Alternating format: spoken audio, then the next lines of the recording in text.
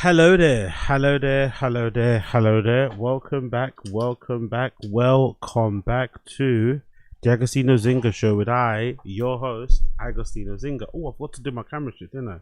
What's going on, people? Hope you're good. Let me quickly strip this camera because it's not meant to be like this. It's meant to be that. There you go. Well, welcome back, everybody. Hope you're good wherever you may be. Hope you're good wherever you may be. It's been a pleasure. It's my pleasure to have you here with me again. It's been a pleasure because nothing's happened just yet, but it's my pleasure to have you guys here with me again. It's a pleasure to have my guy with me again. Big up Chris Mack in the stream chat. I see you already. Well, one. Big up everybody tuning in. I appreciate you all for joining me on this lovely Monday. I'm not too sure why, but I'm feeling in a good mood. Not gonna lie, I'm feeling in a good mood. I have a thing about Mondays. I've always told you guys I have a real thing about Mondays. I think my love of Mondays came from when I used to really party hard, right? When I used to really fucking party hard when I was out on the strip. When I was out, because I remember being on the strip. Like, I overheard some guy recently when I was working last night. I overheard some guy walking past me, and he was saying, like, out loud to his friend, "Oh yeah, because that place is the only place that's open till late." And I immediately had a flashback. I was like, I was that guy. I was that guy that knew the opening and closing times of every bar and every club and every hole in the wall and every dive bar wherever I was in London. I just know it off the top of my head. I'd know which one opened at 4. I know which ones closed at 3, but last orders were at 2. I knew which ones stayed open at 6, but you had to get there for free and then speak to this guy who would then let you stay in for a lock-in after 8. You know? I had all this, like, I had like an encyclopedic knowledge of all of the best spots in London where you could go and get fucked up late at night. I just knew it all off the top of my head. And now, not so much, because I'm not going out as often as I did in the past. But nowadays, when I do go out, I'm going out more on like a journalistic thing. I'm gonna start doing that a lot more once I come back from my little trip. I'm gonna do a lot more of that. You know, I'm gonna do a lot more of that once I come back. I'm gonna do a lot more of that kind of documenting and journalism type of thing, you know, my get on my journalistic vibe, right, and just document a lot of stuff. Because I was talking to someone about it the other day, like there's lots of stuff happening in the scene that gets lost because no one fucking documents it cool. You know, there's no cool people documenting the stuff that I'm kind of into. So I'm going to document some of the stuff that I'm doing. But obviously to document it well, I kind of have to be sober. I can't be like going to a night out and then you're seeing me fucking gurning on a camera as I'm reviewing this night that I had when I went to go see fucking DVS1 or something. Do you know what I mean? I kind of have to be of sound mind. So I'm going to be doing a lot more of that going forward. I've also committed in my head to doing a lot more football live streams, because clearly there's an audience for it. I didn't know. Maybe it's just a community shield, but I was like, wow, I was kind of taken aback by the number of views I got on the fucking community shield live stream, even though I was just sitting here ranting and talking about the fucking game. But like I said on the random show earlier, I don't think my live stream was that good. I just think there's clearly an appetite for any commentary outside of the regular broadcast. Personally, I think there's people out there who are live streaming, who are doing watch-alongs for hockey. There's people doing watch-alongs for horse racing. People doing watch-alongs for tennis. And people just prefer to hear like a regular person do the commentary than a person in the studio. I just think that's the case. I don't think it's me. I think it's just people just want to hear regular stuff. Because I can't think of many... I'm trying to think. I can't think of... And plus, football is one of the most popular sports in the world. But it's a lost thing on me anyway. It's a lost avenue of just getting more viewers and generally spreading the message of what I do. And just generally having some fun. Because I watch football anyway. It's not like I'm not watching football. I watch so much football during the week. I watch everything. I watch nearly all the leagues if I can find a stream. I'm watching most Premier League games. I watch every United game. Right? I try and go to some lower league games myself from time to time. Like, I'm watching football, I just don't stream it, which is dumb. Because if I'm watching it, I might as well just stream it. I'm talking to myself anyway. It's not like I'm not talking to myself while I'm watching it. I am. Because I'm a fucking freak. I'm definitely talking to myself while I'm fucking watching it. So I might as well just fucking watch it with you guys. So I'm looking forward to doing that this year. And also this new season coming up, I'm committing to watching every single United game in the Premier League, at least, right? Every single United game, I'm committed to watching that on live stream. It's going to be difficult. This might be harder than the 30-day fucking subathon marathon thing. Watching every United game on stream might be way more difficult than the marathon subathon thing, because that will mean I'll have to miss like certain family arrangements. You know what I mean? My things here and there I have to miss, you know? Like, you just have to miss certain things because games are on, you know, in the evenings. You'll have to, I guess I can't go out for the most. No, I can go. I don't know. It will affect a lot of things. So it's going to be a big commitment, but I want to do it because I just want to, you know, I want to see how that's going to work.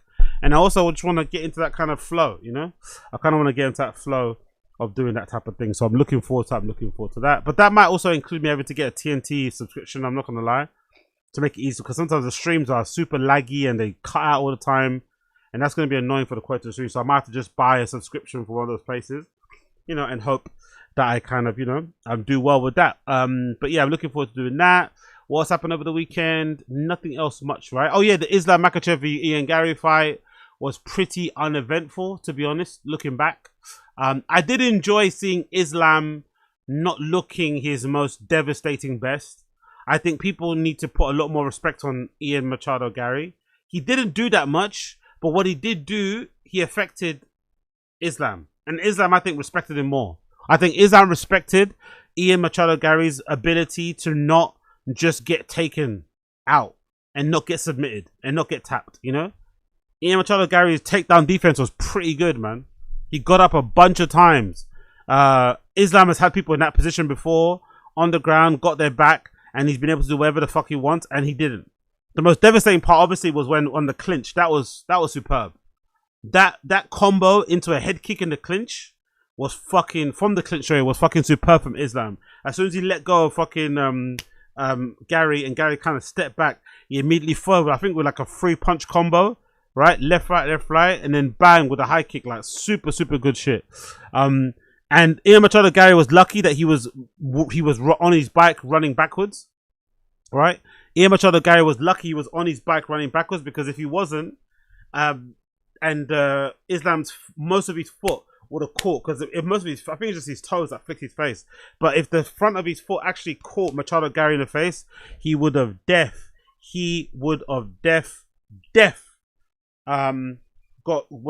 night, but it didn't happen. And yeah, in the end, Islam won by points. He kind of dominated, I think, most of the rounds. Still got hurt a few times here and there. But, you know, Garry's not really known for his knockout power, but he is a very dangerous fighter. He's a very dangerous fighter. I think a lot of people out there have gained a lot more respect for him. Even though, again, it wasn't the most entertaining fight. I'm not going to lie. It wasn't the most entertaining fight. But I think a lot of people have gained a lot more respect for Ian Machado Garry, because it's clear that that man is no joke. It's clear that that man is no fucking joke. Okie dokie, let's continue. So, first things first, I wanted to cover was this regarding Ye. Big up Ye. Ye has updated the Yeezy site with some new materials. New materials on the Yeezy site. So the first thing I saw when I was on social was this post here from Ye himself, posting a screenshot of the website that he kind of took, showing all the new items, all of them in black, right? Or variations, I guess, of black. You go on Yeezy.com and you can see all of the items listed here. All of the new items here listed right there. But the one that sticks out the most is obviously the boots, which I'm going to get to in a minute. But the one that I didn't speak about are the 800s. So Yeezy 800s new pairs are coming out, courtesy of Yeezy. And although people say they look like little shoes, I really like them. And I think if this was a collaboration, if they had a little bit more, let's say, weight to them, because maybe it's as well Ye's changing style. Maybe it's just the way that he likes to have his shoes worn. I feel like nowadays his shoes, especially the sneakers, they're not as, the soles or the midsoles aren't as substantial as they were in the past. I feel like in the past he went for a lot more of a chunkier sole. Now they're a lot more svelte. They're a lot more thin. They're a lot more low profile. So maybe it's just different needs nowadays, you know what I mean? In terms of what he likes to wear style-wise. Maybe he's not into the whole maximalist thing. But I personally really like them. And I really like them because I can tell from the paneling, once these get different colorways, right? Once Ye apply... Oh, can I not zoom in? You can't zoom in here? Okay. You can't zoom in. Can't I zoom in?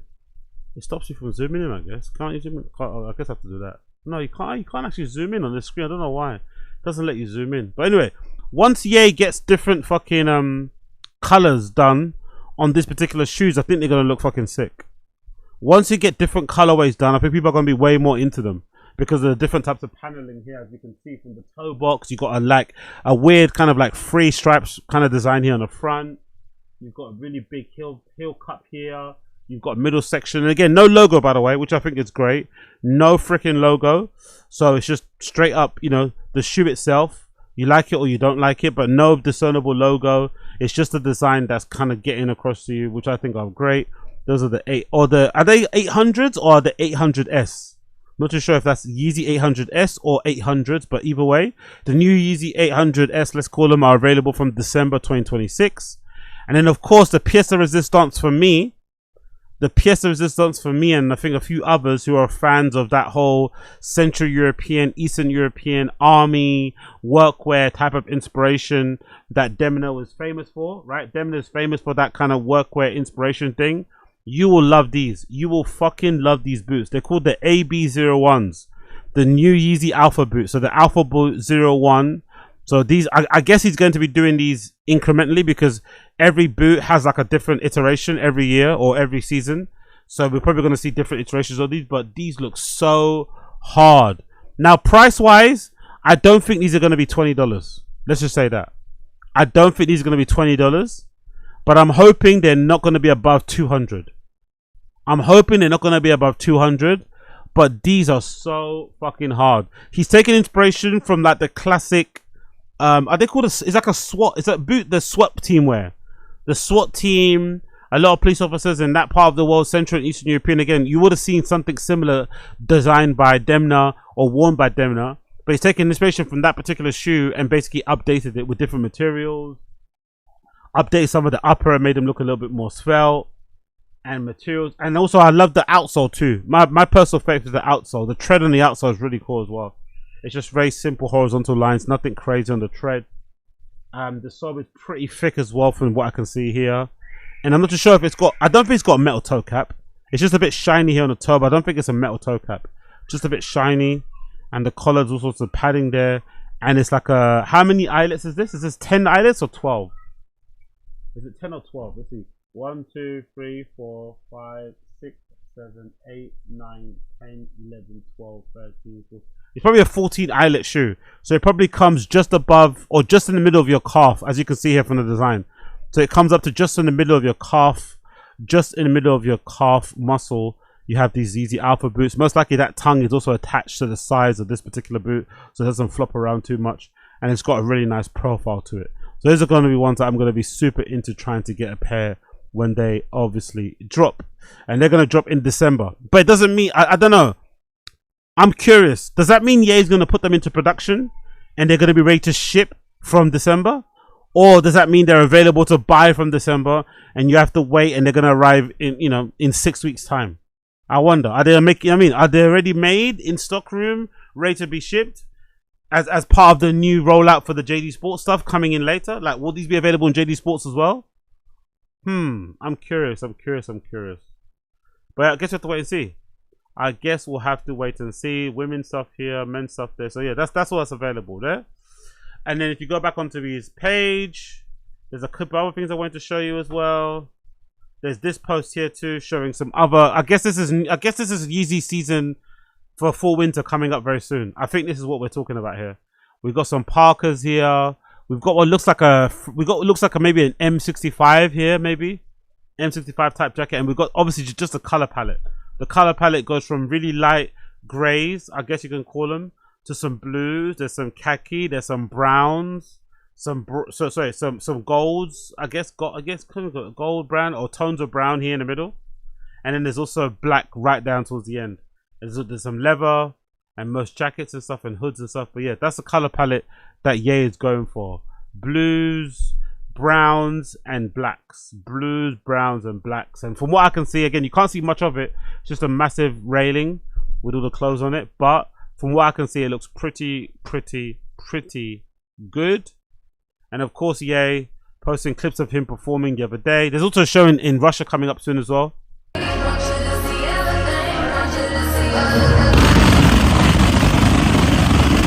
That's incredible, bro. I can't imagine how much money that must cost. I don't know why I'm thinking. I mean, that's the first fall, but I can't imagine how expensive it must cost, or how expensive it must be to have all this in your fucking live show at every fucking stop. Jesus fucking Christ. Whatever he gets paid as a fee, he must put so much into production, back into production, honestly.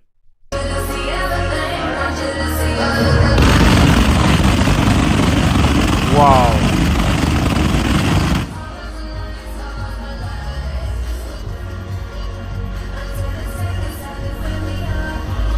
Yo, big up on 10 toes. He hasn't been able to make anything innovative in years. Instagram brandification of the collection. No, I don't agree.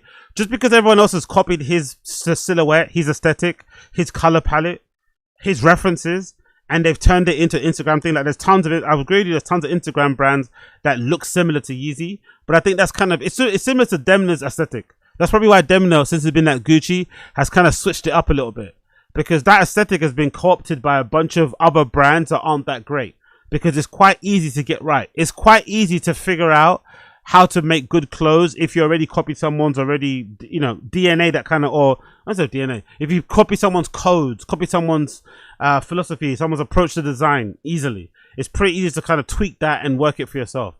So I think it's less about Ye being not innovative and mostly to do with maybe you're just tired of seeing that particular aesthetic because you've seen it so many times from other brands who have co-opted and copied what he's done. But I personally prefer what he does. Personally, I still really like it. I look at it as really good basics. It's not stuff that I'd wear kind of head to toe, but I look at it as really good basics that I kind of slot into my wardrobe, because a lot of the stuff that I can't buy from other brands, or maybe have to spend a lot of money to get, I can get specifically from fucking Ye and from Yeezy, and it won't cost me an arm and a leg. You know, if I want a particular parka, a particular cut, I can get it for under $100. If I want a particular hoodie, I can get it for 60. You know what I mean? With a particular type of style, instead of going to Primark, instead of going to H&M, instead of going to Uniqlo, instead of going to whatever, do you know what I mean? You can get it from them directly. So I think that kind of works for me. So I use it for that mainly. I'm just annoyed because I think the footwear is the strongest part of it. I think the footwear is the strongest part, and some of the accessories, like this bag, you know, great $40 backpack. Again, these are not that easy to find. Uniqlo used to do these a lot, by the way. Uniqlo used to have a really nice mountaineering bag that I used to always buy every season. Had a little kind of brown little triangle here where you can attach drinks and shit with a carabiner. But they eventually phased them out. But those Uniqlo bags were fucking money. I used to buy them every season. There'll be different colors. They'll be coming. I mean, like a really nice outdoory bag. But they're hard to find. They usually have dumb designs or a stupid badge. He just makes it plain. Nice black and plain, easy to fucking rock. The glasses here. They're SG03s. Basically a copy of that Prada glasses that Ye was wearing for a while that was really popular with the triangle logo on the side. You don't want to spend £600 because glasses probably next to fragrances are probably the biggest scam in designers, isn't it? Right? In designer fashion. In high fashion or whatever, right? In luxury fashion. Handbags and sunglasses are the biggest scam when it comes to luxury fashion. Because a lot of those handbags are made in China. And a lot of the sunglasses are made by, the cost price of the sunglasses are fucking peanuts compared to what they charge. They charge you £300 for like a Balenciaga sunglasses, and they cost like less than $5 to make. So Ye has a pair of sunglasses, look similar to the Prada ones, but they're $20. You know? So I think the brand is really good for what they do. And then you got the boots, these boots, the slides, the two versions of the slides, which I prefer this one personally. I'm a big fan of that slide in particular. Like, yeah, I like the basics, man. I think they do good shit. They got sweatpants here. They got good sweatpants, some jeans, long sleeves, all black boxers. Right? Again, where could you, like, you know, maybe Primark or some places, but somewhere is always gonna have some fucking dumb logo on the fucking waistband. They're gonna have some contrast stitching. You just want some basic shit that you can wear day in, day out, wear every season. Yeah, I'm for it, man. Wet bag here, right? There's a wet bag here as well. I'm all for it. I'm all for it. I'm all for it. I'm all for it. But I get if you're not, I get it if you're not. And then Ye finally says, no matter how big any of the fashion brands are, there's no brand other than Yeezy that can bring out 120,000 people at night. Oh, is this true? Is this real, by the way? The 800S high tactical boot. Is this real? Is this another shoe that's coming out? These are very Balenciaga S, these ones. These are very Balenciaga S. They look fucking brilliant. I'm not sure if they're real, but they look fucking brilliant. Let me see. What's Easy Johnny posted? I'm not sure. Are they actually real? Those boots that he posted? Ye showed love to Playboy Carti, reposting the video of him in London. Could see the collaboration between. Okay, cool. So they're actually going to be back together again. Ye and Playboy Carti. Photos from Ye's. Ye was performing in a place called Almaty, Kazakhstan. So this is Ye performing in Kazakhstan. Fucking brilliant, that. Jesus Christ. That looks pretty sensational. Big up Ye out there in fucking Kazakhstan doing the damn business. Ye working on Yeezy season 9 last week. In the last week of 2002, with the Yeezy website being updated yesterday, I entered to see what comes next. Yo, is there any fabric we could do that just, I mean, are we wanting this like contrasty brand right here? No. Can we just, like Alistair over here, like cut? Alistair, we're talking about covering this.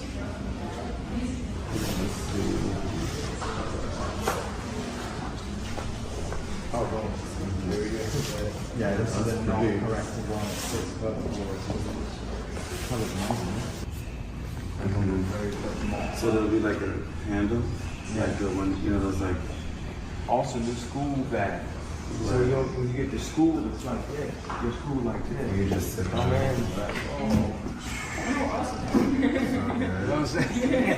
We spoke to Chris and Andrew last night, and they're working on the functionality of how to make it into a bag now. You gotta love Ye, innit? Ye was in the midst of a manic episode trying to start a school.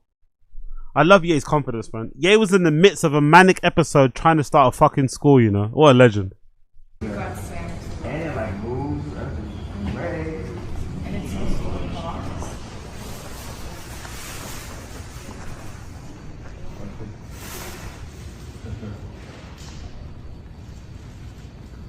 Against the grey. Fair play. Big up Ye, big up Ye. Fair play to Ye, fair play to Ye. Moving on in. Moving on in. Big up Arsenal. Big up Arsenal. I won't say that's too often, but big up Arsenal. I won't say this too often, so please take this. Please take this and be rewarded. Please take this and be happy, Arsenal fans. Big up Arsenal. Big up Arsenal for absolutely destroying Man City. Big up Arsenal for absolutely destroying Man City. It was really a very one-sided affair from the moment Arsenal scored what would have been the first 25 seconds, the fastest goal recorded in Community Shield history. The game was fucking over. The game was fucking... They nearly went 3 goals ahead in first half. Man City hung on until the second half, but as soon as the second half kicked off, Martin Odegaard scored a really, really well-taken goal, and the game was fucking over. But what was really striking for me, why I want to mention it, what was really striking for me was just how bad Man City looked without Pep Guardiola in the dugout. I was astounded by how quickly the standards and the quality dropped as soon as Pep announced that he has left. Pep's announcing that he left, Pep announcing that he was stepping down, has completely changed Man City and how they look. It's completely changed them. They look human now. They look like a regular side now. You're not as afraid. You don't have to perform at your maximum capabilities to take them out anymore. They look run of the mill. They look run of the mill. And that was crazy to see in this particular game. And crazy to see that just one person stepping away from the club in Pep really has affected them, because what I saw was just not the same intensity, not the same organization, not the same dominance of the ball, of the spaces, the same kind of assuredness, you know, that confidence they usually have. I felt it was very doubty, it was very kind of shaky, it was very all over the place. And also kind of obviously took a bunch of it and seized upon it and completely put these guys to a sword. It was kind of wild to watch. It was kind of wild to watch how quickly Arsenal dispatched of Man City and completely put them to a sword. I was actually really impressed towards the end of the game with that fucking Zolis. When the game started, he wasn't that great, I'm not going to lie. When I first saw him play, I was like, oh, that guy doesn't look too great. Christian Zolis on the left-hand side. But then as the game progressed, he obviously ended up having 2 assists and just generally being a bit of a menace on that left-hand side. And for me, looks like a Trossard regen. Christian Zolis looks like a Trossard regen, but obviously with a way better assist ratio. I think the commentator said he had the highest amount of assists in European football, I think, last season or something like that. It's Christian Zolis. So he's obviously a bit of a baller, and he really started in comfortably playing for Arsenal. Then, of course, the other real standout player that I thought did really well was Bruno Guimaraes, who I thought was unlucky not to get man of the match. Odegaard got man of the match, maybe because of the quality of the goal that was scored. But I think Bruno Guimaraes deserved a man of the match as well, because he was brilliant too. He was fucking good too. And he looked completely comfortable. in that game as well. Maybe he actually did get man match because he got subbed off at halftime. I don't know, but he looked very comfortable too. And now Arsenal, all of a sudden, have a very stacked midfield. So stacked, by the way, so fucking stacked that Zubimendi came off the bench and I forgot Arsenal had him. Declan Rice came off the bench. I forgot he wasn't playing. You know, Eze came off the bench. I forgot he wasn't playing. Arsenal's midfield is crazy stacked with quality now. So it's going to be very difficult for players like Zubimendi, who are great players, who do pulls up trees for Spain, who probably would get into a lot of European top-size midfield. He's now going to find it hard to get into that midfield if everyone's fit. He did pretty well. I thought Havertz took his goal well as well with a downward header, but apart from that, wasn't too impressive. And who else I like? Oh, and Calafiori. Calafiori was really good at left back. Really good at left back. Calafiori was rampaging up and down that left-hand side. He was doing a lot more of the attacking. Ben White did more of the defending. He basically locked up Doku the entire match. I thought Calafiori did okay against Semenyo. Semenyo got to run on him a few times, but he did okay. Ben White obviously better defensively, but Calafiori's goal was also very, very well taken as well. And that goal, I think, assist came from Lewis Skelly. Miles Lewis Skelly, MLS. Like, Arsenal, please, for the love of God. Arsenal, for the love of God. Even though I would take Lewis Skelly at a heartbeat, right? I would be more than happy to take Miles Lewis Skelly at United. Arsenal fans, don't be fucking stupid. Do not let this kid go. I don't know why you would let Miles Lewis Skelly go. He's a fucking baller. Very versatile in this case that he can play literally across the back four. With the exception of maybe centre back, maybe. He can play across the entire midfield. And he can probably do a job up front if you want to do a job. Supremely gifted all-round football player who doesn't get the respect he deserves. So the rumours about him being sold, crazy. Crazy. But he balled out. He looked really good as well. On Man City side of things, Elliot Anderson, man. Elliot fucking Anderson. That's the thing. English, I always said this before about Harry Maguire. Harry Maguire, I think, was doomed to fail at United in the beginning. That transfer fee, man. That 60 odd M's we paid for Harry Maguire was never justifiable, was never going to be worth it. We were never going to get our money back. I mean, it was just preposterous. Like, he's not worth 60 million. Same with Elliot Anderson. He's not worth 120 million. Maybe, sorry, he's not 120 million midfielder. Maybe he's worth that in this particular transfer market, in this particular area we're living in, but he's not a 120 million pound midfielder. Elliot Anderson is not. He's not. He might be 60 in regular times with the Prem tax, but he's not 120. That's fucking ridiculous because he looked really hopeless and, you know, didn't really do much personally for me in the game to affect things. Fair enough, he was playing in the midfield with Kovacic, who also had a bit of a mare, and Phil Foden, who I felt like didn't pull up any trees and didn't really. I don't think Phil Foden did enough to show people why he should have went to the World Cup. Yes, it's a friendly. Yes, kind of it's a friendly. It's a community shield. Who really cares? But I think Phil Foden has a lot of pressure on him this season. Phil Foden's got a lot of pressure on him this season to try and prove to everybody why it was a mistake that he didn't get selected to be in the World Cup squad and why he probably should have gone. But he didn't play too well either. Haaland looked completely lost and, you know, devoid of service up front. Him and Elliot Anderson weren't really on the same wavelength a few times trying to do particular passes.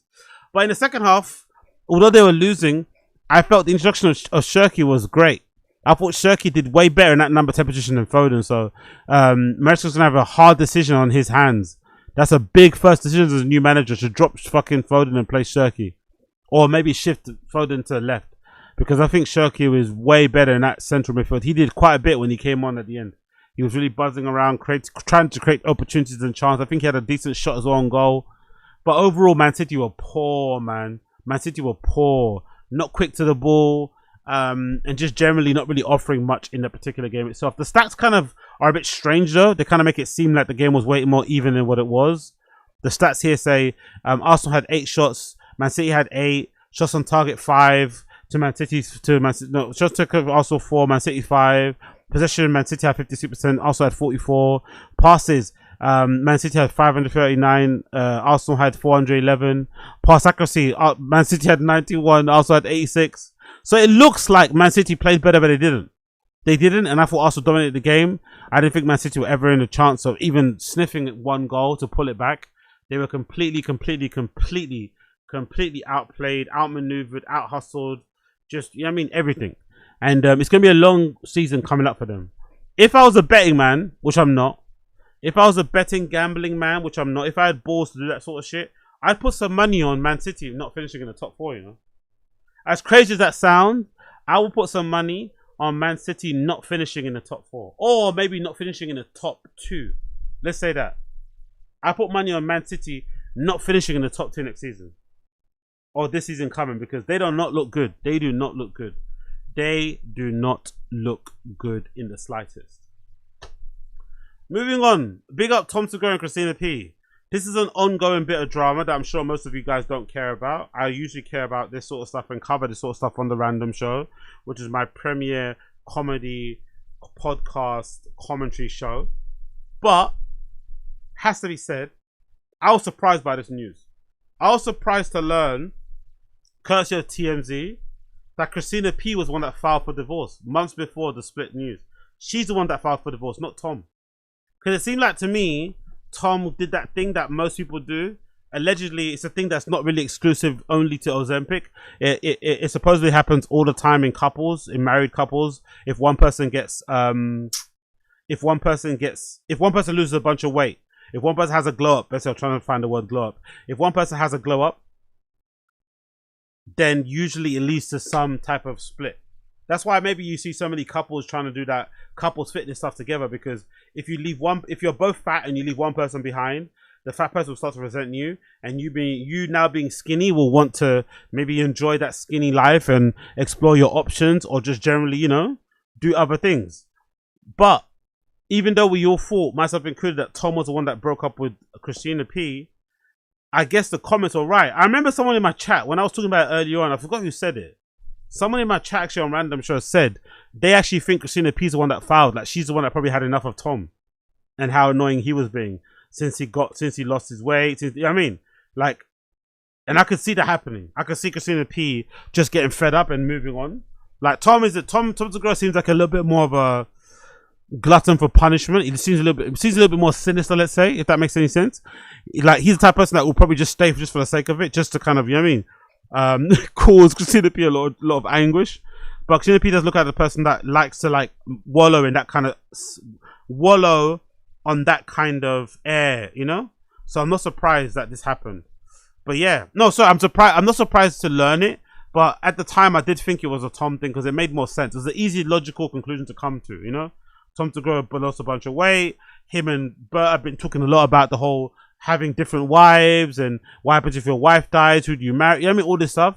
So it was logical to think that, but it looks like, according to TMZ, that's not the case. It says here, Christina P filed for divorce months before the split news. Let's read the article. Tom Segura's estranged wife pulled the trigger on their divorce because she filed to end the marriage on the comedian, TMZ's learned. Christina Pajitsky filed for divorce in Texas in May. Wow, this happened in May. The exes filed court docs to seal the case days later. Shit. So it's actually filed in May. They were done. She was done with him in May of this year. Wild. The exes share 2 kids. Ellis, who was born in 2016, and Julian, who was born in 2 years later. As the TMZ first told you, the couple decided to split up after 18 years of marriage. It was also telling us the amicable split took place the last couple of months. So maybe it is amicable. Maybe they're not lying. Maybe it is actually amicable. Maybe they both just looked at it and thought, you know what, we can't do this any longer. And maybe Tom was like, look, I'm not, I mean, but I don't know why. I just don't believe the amicable thing. I'm not going to lie. I just don't believe the amicable thing. I just don't believe the amicable thing. Something in me doesn't believe it. Doesn't believe it. But to be fair, women also get fed up in relationships super easy than men.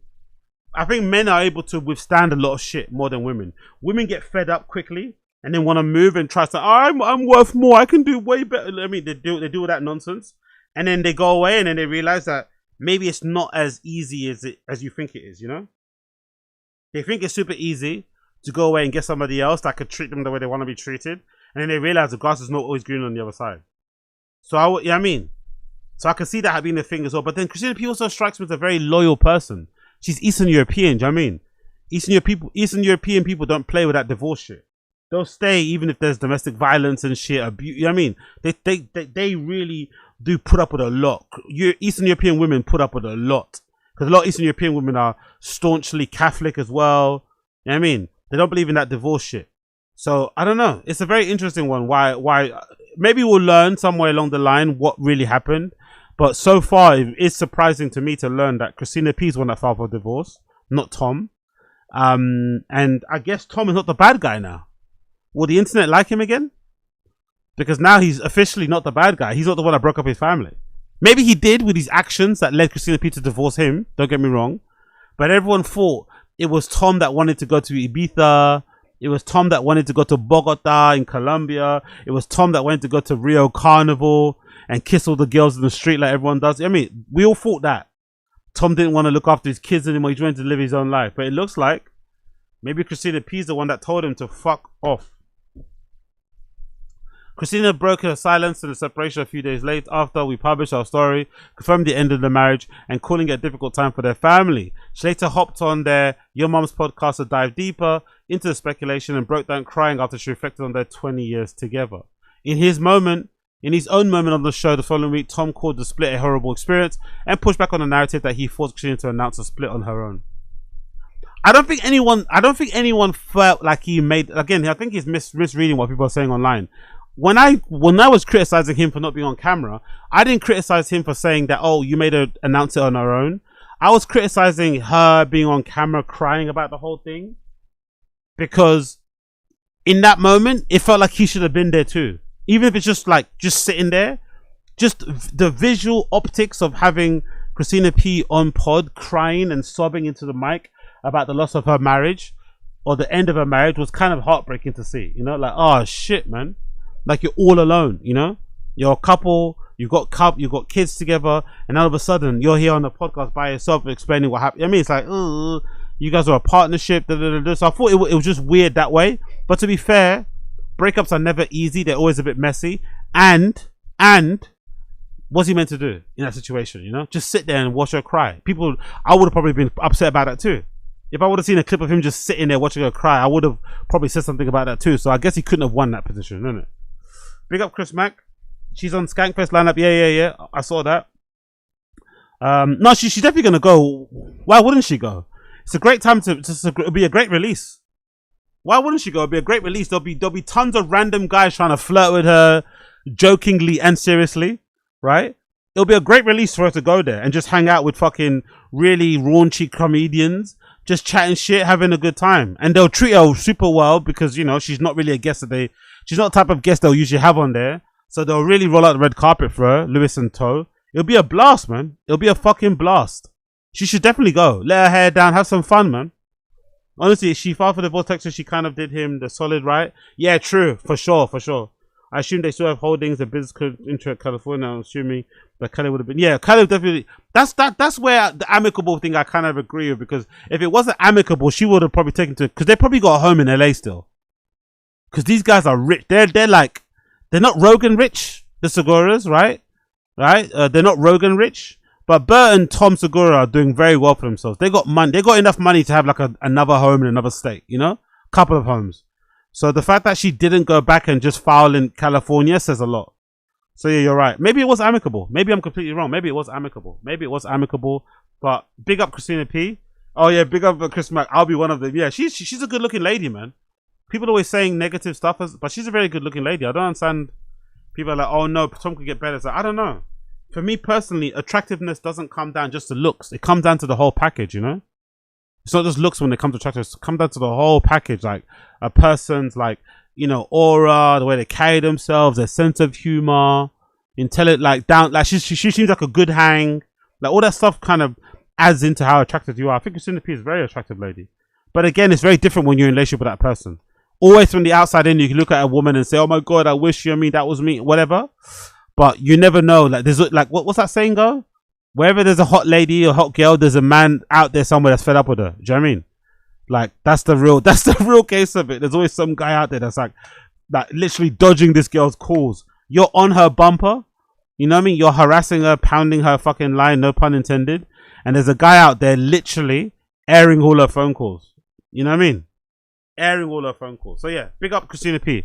Love to Christina P. This is really sad. Scream actress Hayden Panettiere dead at 36. Hayden Panettiere dead at 36 I know her from Heroes. I know her from Heroes. She was really fucking good from Heroes. I don't remember. I don't watch Scream or anything. I'm not really into like horror movies at all.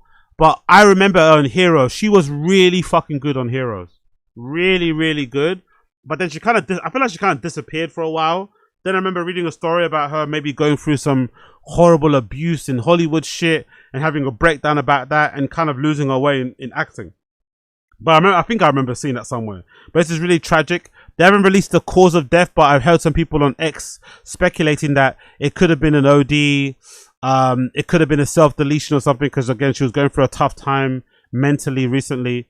But it's really fucking sad, man. It's really, really fucking sad because she's super young. 36 is no age to pass away. And like I said, it was just the coincidence and the timing of it, since she was talking about, you know, abuse in Hollywood, abuse. I think she spoke about some, I got a clip here about some woman that she knows.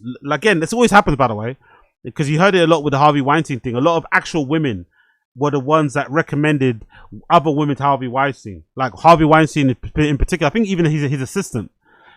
He tried to, you know, sexually assault his assistant. The assistant turned him down, but recommended another girl that might be up for it. Like, do you know what I mean? That sort of stuff gets swept under the rug, but there's so many, you know what I mean, girls out there that are not girls. Let's just say that. But let's read the article. It says, Hayden Panettiere, best known for her roles in Heroes and Nashville, has died at age 36. Sources with direct knowledge tell TMZ Hayden passed away early on Sunday. We're told she and her on and off boyfriend, Brian Hickerson, flew to Los Angeles to the south on Saturday. Sources tell us Brian's family is aware. It is with profound sadness that we share the tragic passing of our beloved Hayden. She was an incredible light and a force of nature who brought measurable love and joy to all who knew her. To the millions who watched on screen, her rep said. Hayden became a household name as a child actress before landing a breakout role in cheerleader Claire Bennett, on NBC's Heroes. She later starred as a country singer Juliet Barr. If I'm not mistaken, didn't her actor on Heroes also get sexually assaulted by that fucking Siler guy? Is it Siler? He was a really good villain, by the way. Really fucking good villain. I think his finger was like sticking fingers in people's brains. I'm pretty sure. Wasn't that like a sexual assault thing? They tried to like frame it. I'm pretty sure that was the plot of her in Heroes. Like she had that once. Was it her or the guy? I'm not too sure. The late actress also appeared in beloved Scream franchise, including Scream 4 and Scream 6. Was it 5? Sorry. And lent her voice to the video game Until Dawn. Hayden got an early career boost as a child actress in her role in Cheryl Yost in the 2000 sports drama Remember the Titans, where she appeared alongside Denzel Washington and helped establish herself as a young Hollywood talent. Hayden's personal life was often a subject of intense speculation as she became increasingly open about her struggles with recovery in recent years, releasing a memoir, This Is Me, The Reckoning. I would need to watch that, by the way. I need to read that, in which she reflected on her childhood fame, motherhood and mental health, and loss of her younger brother, Jansen Panettiere, or Jansen. Jansen died at 2023 at age 28. Hayden later spoke candidly about the devastating impact of his death and the guilt she carried following his passing. Hayden was also a mum to a daughter, Kaya, whom she shared with her former fiance, Vladimir. What? She was married to Vladimir Klitschko, the boxer. No way. Oh, it's another. Okay, cool. It's another one. No, is it him? Is it Vladimir Klitschko? Yeah, it is. Holy shit, I had no idea. Vladimir Klitschko is her baby daddy. Wow. That is so random. Where the fuck did they meet? That feels so fucking random. Oh my god, I had no idea. Shit. Okay, RIP to... At least the baby's got the dad still, I guess, isn't it, man? RIP, bro. Fucking hell. We last saw Hayden at LaGuardia Airport in May with a friend ahead of her memoir release, keeping it mostly quiet throughout it all. No big reveal, no denial, just one telling grin. Further details surrounding the deaths were not immediately available. RIP. 36 years of age, man. Updates, by the way. Updates. TMZ obtained photos of the emergency response that showed up to the scene. Hayden Panettiere was found dead by a friend inside her South Carolina home. Emergency medical service responded to a call that came from a person with cardiac arrest and unresponsive female. Law enforcement sources confirmed police responded to an incident following cardiac arrest. That's looking like a OD probably, isn't it? It's also because Hayden told TMZ she recently had been complaining about back pain last year. Regardless of the reason, it's sad, man. RIP, man. Too young to die at that age.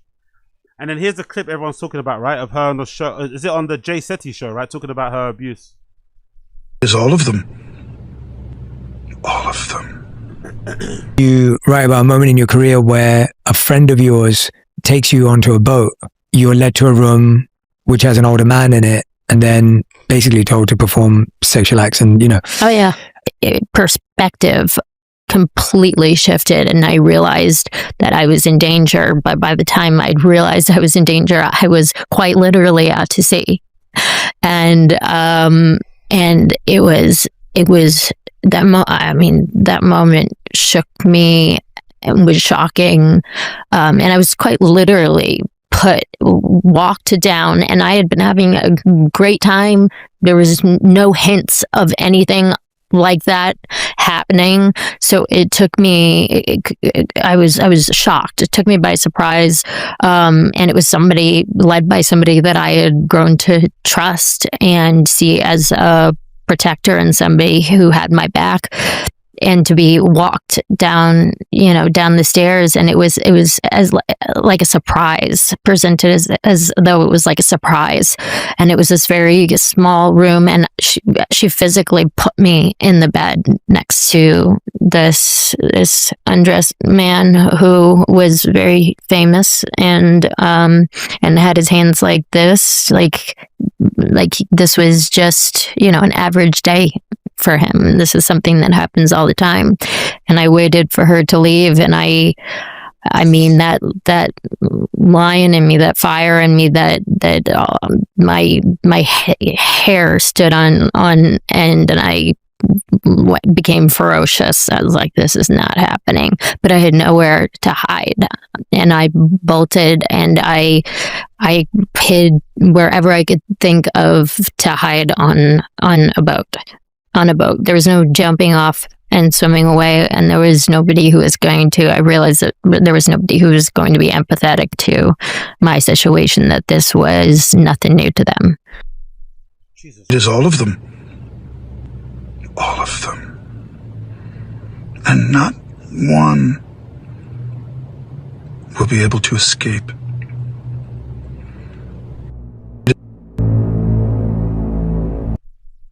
Jesus Christ, man. R.I.P. man. R.I.P. to her, man. R.I.P. to her. R.I.P. to her. Shocking. 36-year-old is no age to die at all. And given the circumstances, it's extra fucking sad. Given the circumstances, extra fucking sad, man. Extra fucking sad. What's this? What's this one? Hayden reads a journal entry on her abusive relationship. The abuse, the fact that I allowed this person not only into my life, but for how long I put up with it. This is a topic I've been journaling a lot about it, trying to organize my thoughts and my feelings. And not to be an armchair quarterback, not to be an armchair fucking psychologist here. And, this is obviously after the fact that she's now passed away. She does have very sad eyes. One thing that's very striking, she does look like a very, very sad young lady, Like just pure sadness behind those eyes, man. So maybe she's in a better place now. Maybe she feels in a much better spot now that she's not around anymore, but RIP to her still same way. She does strike me as a very, very sad looking individual, man. Also, obviously the stuff that she's talking about doesn't help, but you can tell there's not, do you know what I mean? She's had to put up with a lot, let's just say. Did journal last night, and for the first time I really feel like I was able to put into words what has been going on for the past decade of my life in regards to the abuse. And I was actually going to ask if I could read it, because this topic is really important for me to word properly. Yeah, please, yeah. It took me a long time to finally see the situation clearly. I've had to do a lot of soul searching and therapy around this topic, because allowing somebody to get away with harming me was so unlike me. The more I thought about it and analyzed it, the more connections I made between the abuse I was allowing to transpire and the abuse I've gone through in my past. They say that you end up marrying one of your parents, and no, I'm not married, but I found a very interesting connection between this abusive behavior and my mother's abusive behavior. Even though they would both shake their heads and say I was crazy to think there was anything similar about the two of them, there definitely was. I realized that I was more afraid of being alone than being abused. And in order to be around that kind of behavior, it took me dulling my senses and numbing myself with substances in order to silence that rational voice in my head that was telling me exactly what was going on and the many reasons why I needed to get myself out of this toxic relationship and as far away from this person as possible. Somehow, every time I found the strength to get away from my abusers, they would always find their way back into my life one way or another. It was like being on a hamster wheel in this endless dizzying cycle. And the craziest part and the hardest part to understand was that the physical abuse would come out of left field, but it was always when he was drinking, same as my mom. We could be dancing and joking, then a switch would flip and suddenly it was on. Something would snap and it was like watching a predator suddenly smell blood. I was dealing with this Dr. Jekyll, Mr. Hyde situation. I tried to fight back in every way that I could think of. I took every approach from standing my ground to attempting to calm the situation to running. And just to quickly interject here, I think those type of people are mostly they're probably the most exhausted people to deal with day to day. I'm not gonna lie. People that have that ability to be like cool, then hot, then you know what I mean, like chill, then angry, then chill, and you know, like those people are so exhausting to deal with. I can't imagine how hurtful, painful, hard it must be to navigate when that person's your parent. You know, when that person's your parent, that must be so difficult. But they're the worst people to kind of interact with, that kind of personality. Hiding from it until he sobered up. Then, once he was sober, that good part of him would be back, and he would see the damage he had done, and he was devastated and apologetic, and it seemed so honest and genuine that I was torn. I thought back to everything I've done wrong in the past and the forgiveness I was shown. So I think a part of me felt an obligation to be just as forgiving. I desperately wanted to make him a better person. I wanted to fix him. I'm a really strong person at my core, and anyone who knows me was shocked that I would ever allow anything like this to happen. I have this bright, powerful light in me that comes on, but then it would dim around that kind of intense conflict. I found myself trying to be smaller and weaker just to avoid a battle because there's no reasoning with the unreasonable, and as strong as I am, I couldn't physically stand up to a grown man. I know I have a big heart, and I always try to see the good in people, so much so that it's been to my detriment at times. The worst part was that by allowing the cycle to continue, it hurt the people I love who came to my rescue, and I cannot allow that to continue to happen. In order to finally get off the hamster wheel and put an end to the cycle of abuse with him and with other toxic people in my life, I had to remind myself how strong I am. I had to envision the life I want for myself, and most importantly, I had to take accountability for enabling unforgivable behavior. That's the first time I've shared that I'm feeling the weight, this weight come off my shoulders at this moment. How does it feel to say it out loud? You know, when you feel so much pressure on your chest and there's that anxiety and nerves, and then you're relieved by something like that, it feels like an elephant stepped off my chest. I feel overwhelmed in a positive way. I feel like I finally did it, and I got to do it in my own words. In this moment, I feel more trust in myself than I have in years. I've always had a very unpopular opinion about self-deletion, right? I've always felt as if people that say stuff like, oh, don't ever delete yourself. There's always, life is so amazing. You'll get over it. All this malarkey, right? I think that really discounts and really dismisses just how hard people have it, like day to day, just how hard it is for them to function day to day, and just how much pain and suffering they've gone through and how it still affects them till this day. Stuff that they've gone through in their childhood, teenagers, whatever, that they're still having to deal with. And every day that they're alive is a constant reminder of what they went through.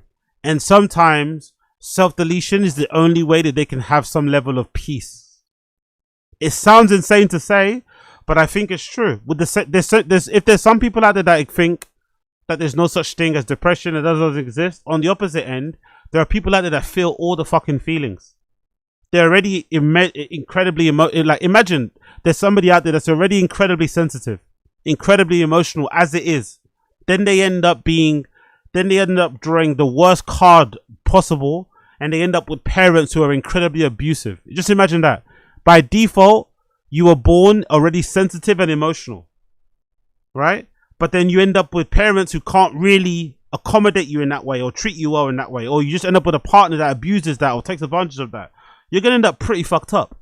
You're gonna end up pretty fucked up because of that wrong pairing of somebody that didn't support you in a way that you probably deserve to be supported and loved.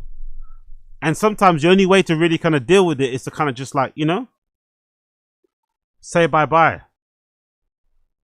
So sad, man. But, you know, considering what she went through, can you really blame her, man? Considering the little that we heard, can you really blame her? She must have been suffering, battling.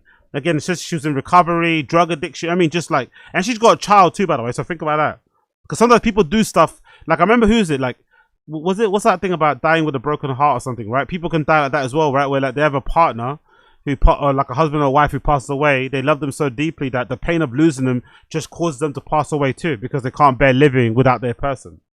So I think the same happens with that kind of level of pain. Sometimes it can just lead you to a point where it might not have been intentional. It might have been misadventure, but you're just such in a bad place that you end up putting yourself in bad situations. Either way, RIP to her. Who knows what happens? No point speculating. It's fucking tragic, horrible to see, and hope lessons can be learned from it. But one thing is for certain, we live in an evil, scary world, bro. We live in an evil and scary world.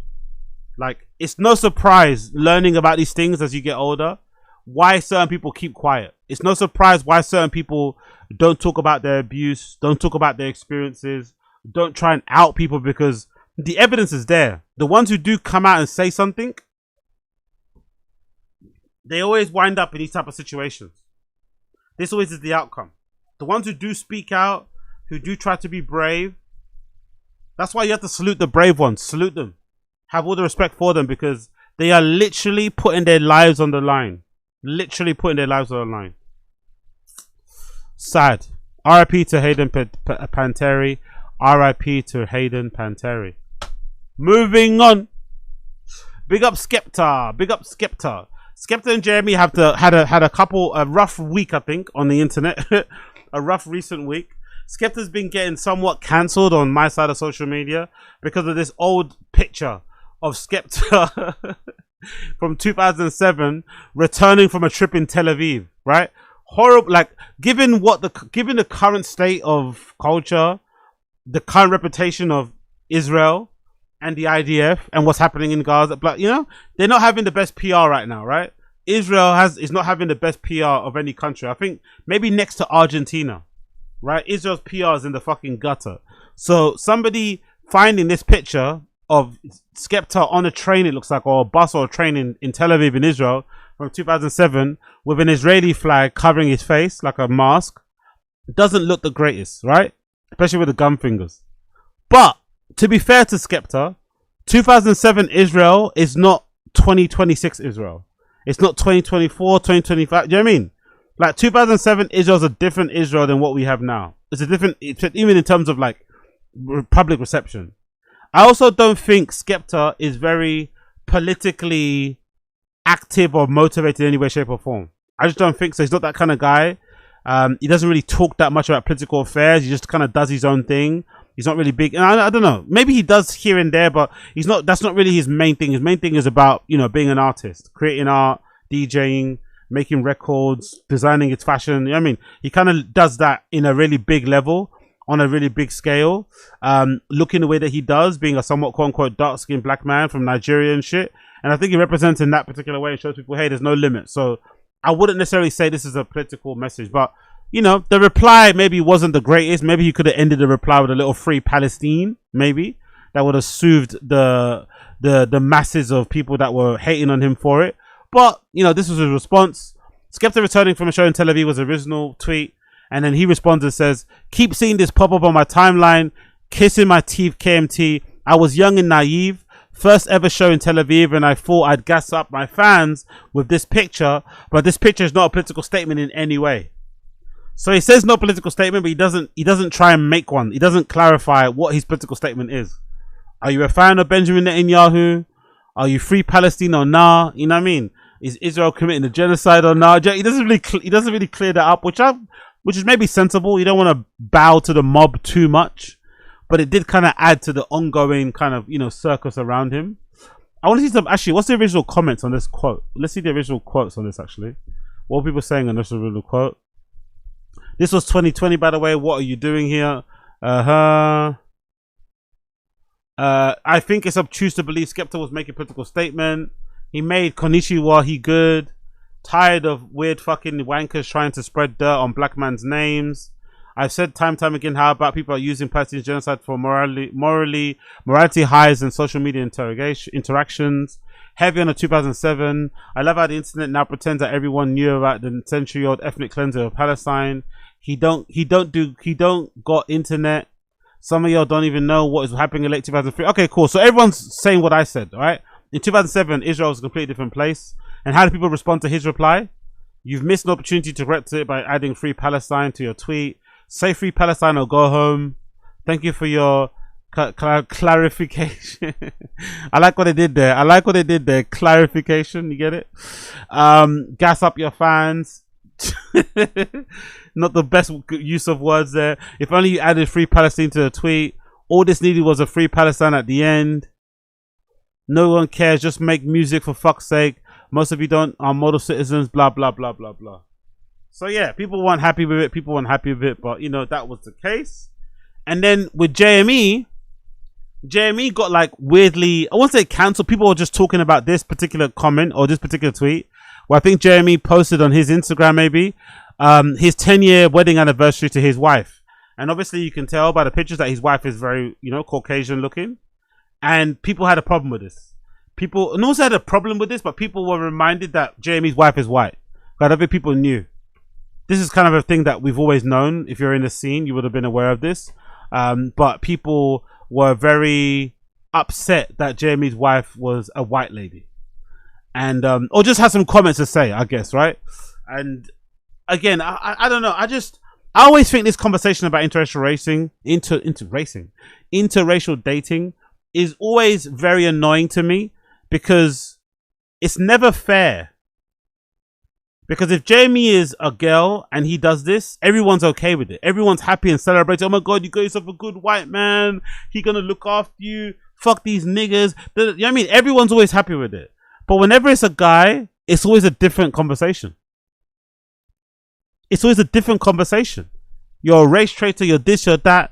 It's just really funny how that goes. I would just much rather we live in a world where people focus more on trying to find somebody that's actually good for you, man, that loves you, that wants to take care of you, that wants to support you, that wants to start a family, whatever.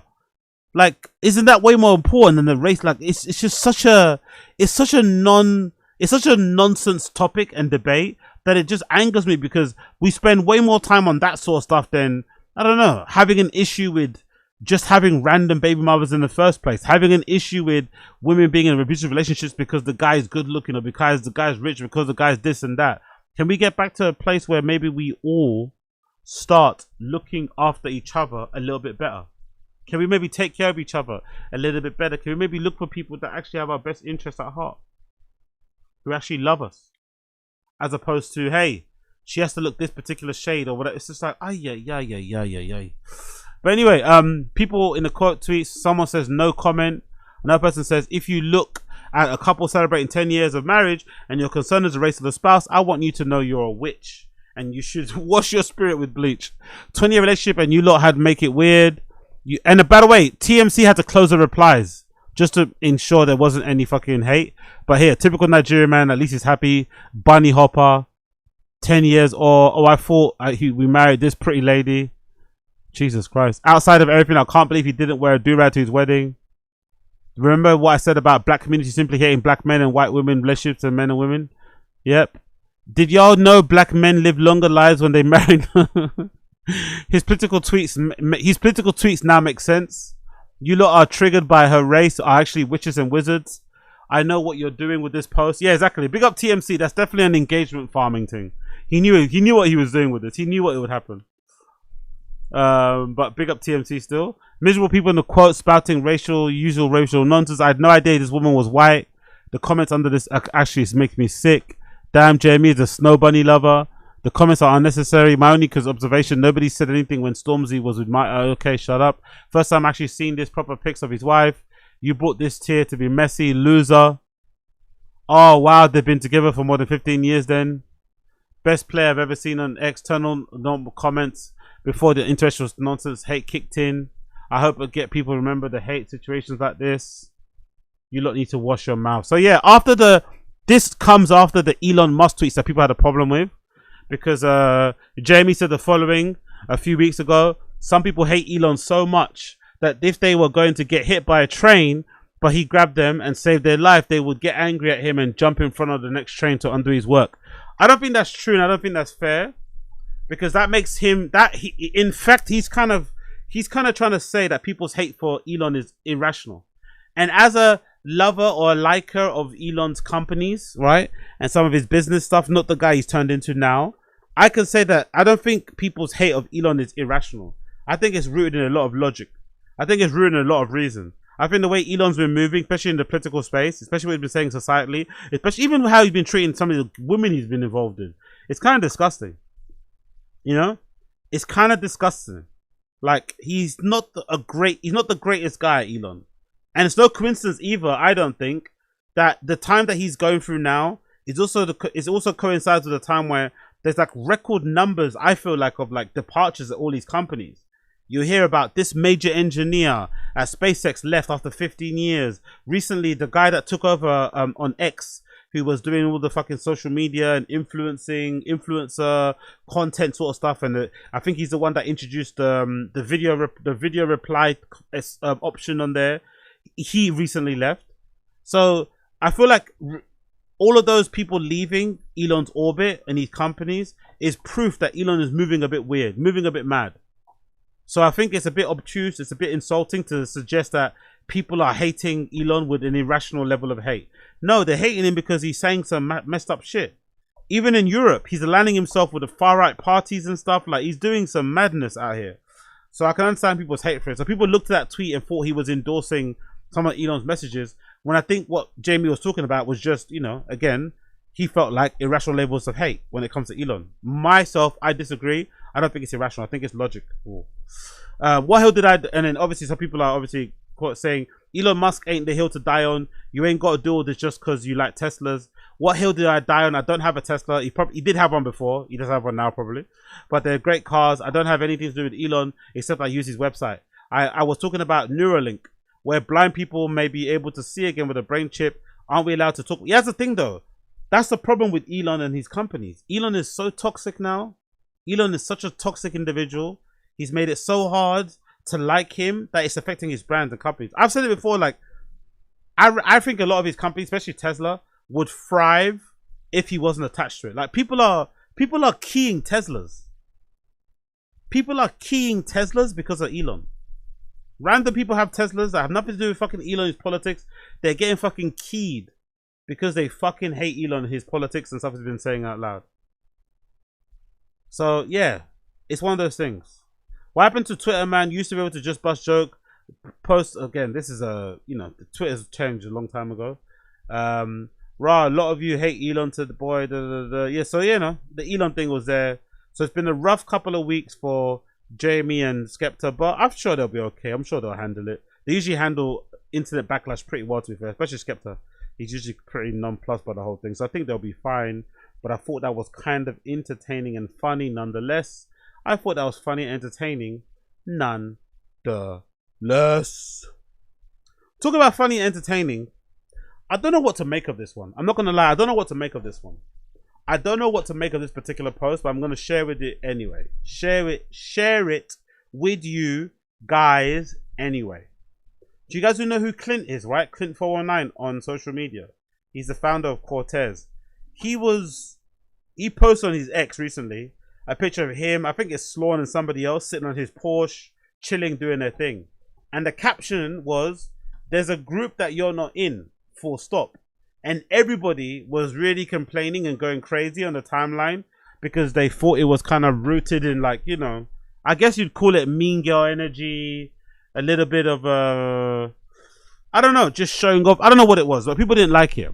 But I don't know what to make of it. I'm not too sure what to make of it. I'm not sure what to make of it. So here's the post. You see Clint 419 here. There's a group you're not in, full stop at the end. And there's 4 pictures of him and his friends sitting on his Porsche. There's the artist Sloan, there's Clint, and there's another picture of the Porsche, right? So having a great time doing their thing. Being young, rich black men working in a creative field. And people really didn't like this whole, like, there's a group that you're not in, because I guess Clint is trying to say that, you know, him and Sloan and that whole crew of people are the group that everyone wants to be a part of and whatever, I personally don't have much of an issue with this sort of thing, because these type of posts are meant to elicit that type of reaction, and they're meant to motivate the people they're meant to motivate, and they're meant to annoy the people they're meant to annoy. Like, I don't think he posts these type of things, like, how's it gonna say? I don't think Clint posts these type of posts to be mean. I think he lives for, like, this is what he's always wanted. He's always wanted to be this type of guy, posting these like vague captions that mean one thing but could also mean another thing. But if you say it means the worst thing, he's gonna flip and say no, it means a positive thing, so you don't think he's a bad guy. But then he'll make you feel dumb for thinking it was a mean thing, and that's why that's why you haven't made it, you know. So it's like that Meek Mill motivation thing, right? Meek Mill's like, oh yeah, I'm motivating the hood, that's why I'm wearing all this jewelry and flying in private jets and being all flashy, right? In one sense, it is true, because people from his struggle, people from his way of life, people from that identify with, you know, what he's been through, are probably going to get motivated by it. The ones that aren't are the ones that he's not talking to anyway, so what does he fucking care about it? I just feel like the only problem with this sort of stuff is that it's probably, a lot of people probably hate this because they feel like Clint and Sloan maybe are representatives and maybe quote unquote leaders of like the creative black class, and a lot of those people have this type of attitude, unfortunately. But the ones that I've kind of been around, spoken to, you know, whatever, heard them speak, heard anecdotal, you know, feedback and conversation about other people and what they've had to do with them. A lot of black creatives, a lot of black people who have done well and have made it in the scene are a little bit like this, you know. They kind of they especially look down on other blacks who are trying to get in. It's not even they look down on the whites, you know, and the others. They look down on others who are trying to get it like they are. I don't know why that's the case. Don't ask me why. It is something that does happen. So I can understand people's frustration with it. And I think maybe as well, it might be just all the time we're living in. Maybe the era we're living in, with the economy being the way that it is, people finding it hard to get jobs, people finding it hard to get on the property ladder. You know, car prices are super high, price of groceries, We're just not living in the most abundant times, I think, financially, it seems like. So maybe this is why it really annoys people, like, because it really kind of like, you know, it kind of reminds them of how shitty their lives are. That there's somebody out here at Clint's age, Sloan's age, just killing it, you know? Killing it, doing what they want, living life on their own terms, flexing this nice car that's probably one of 7 they might have, or 10, who knows. People really dislike that sort of stuff. So I think that's the main thing is going on. Because I think if this was done during abundant times, people would just look at it as like, oh, sick motivation, great picture. Look at Sloan sitting on the fucking, you know, the wing of the car. That's fucking cool as fuck. Do you know what I mean? People would love that sort of stuff. But because it's not that sort of era we're living in, people look at it a bit differently. That's what I think initially. But the comments and replies, look at this. There's a group that you're not a part, and obviously they played that meme, right? And they make it seem like Clint's the one that's not a part of anything. Another one says here, even you too and you're also missing out. Missing out doesn't equate missed life. Exactly, bro. That one's concern you. I'll tell you I want to join your group. Dodge the bullet there, to be honest. Put me there, bro. Add me. What's this guy saying? There's something happening.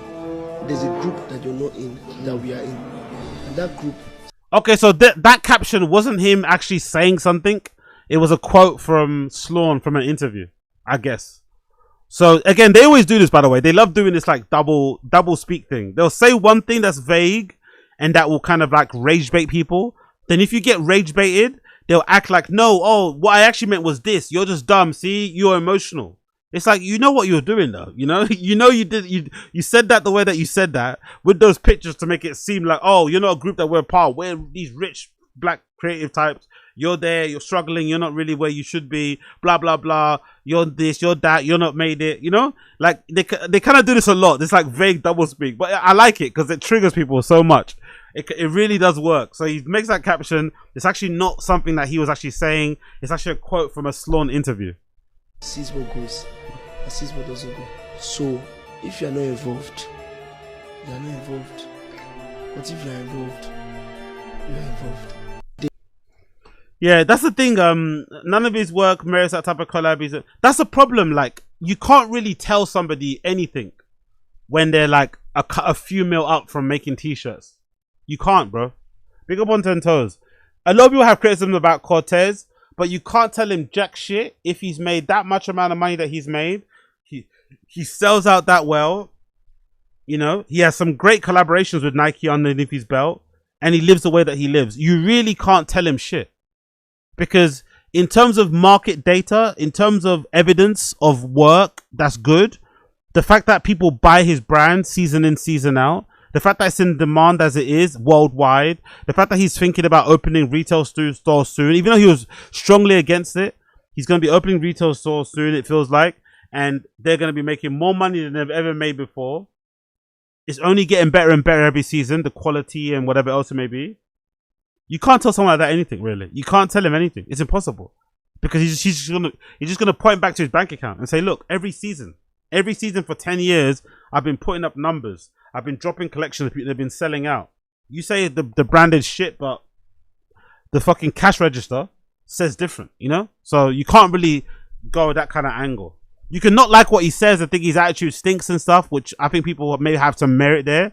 You know, he comes across, I don't know. I think Clint's personality on videos when he's doing those motivational clips is really good. I like his personality there, but his personality in captions and pics, it's a little bit like, you know, it's a little bit snobby. It's a little bit snobby. I promise you there's nothing even fly about the Sloan is putting on. You see that car and aesthetic. You are not in my group either, so chill out. Are you people talking about who you to put there? Okay, cool. Let me see some of the quotes actually. Hard steez, bruv, you're not in my group either. You know they go, you not go there. Use Shayo reason you here. I don't know what that means. I think it's something in Nigerian. If you're involved, you're involved. Okay. Portable is in the group. Real. Now by force to join Sloan. Okay. Change the side. I think this type of perfect outfit for a man. I beg, how can I go be in a group? Imagine what they're talking over. LOL, only be shy. Who are these guys? Why does this tweet have 2 million views? Are they traders too? Soon I'll pass the cutoff. Join the mark. So yeah, I don't know. I don't think it's that deep. People need to get over themselves. It's not that deep. Let the guy rage bait in peace. Let the guy rage bait in peace. Talking about rage baiting, let's talk about Supreme Fall Winter 2026, the most important collection of the year, because I feel like fall is always the season where Supreme steps up and contributes the best shit you've ever seen. The best shit you see from Supreme is always during fall winter. The spring summer is okay. Fall winter, another level. And already, look at that first block there. Already, look at that first block. Look at this. Is it Jeff? Look at this Jeff Hamilton box logo leather bomber jacket. Are you fucking crazy? I think that's every box logo done in history, right? Maybe not. Maybe, but I feel like that's every box logo done. Every box logo in leather, in a jacket. Allegedly, according to that guy on Twitter called Drops GG, who does a lot of posts about Supreme and drops them regarding Supreme. He said on his Twitter earlier that allegedly there's only 30 of these made because I guess they have, they're made, with leather. It takes time. Are they handmade? I don't think they're handmade, but they're obviously hard to make. Allegedly, there's only 30 of these made.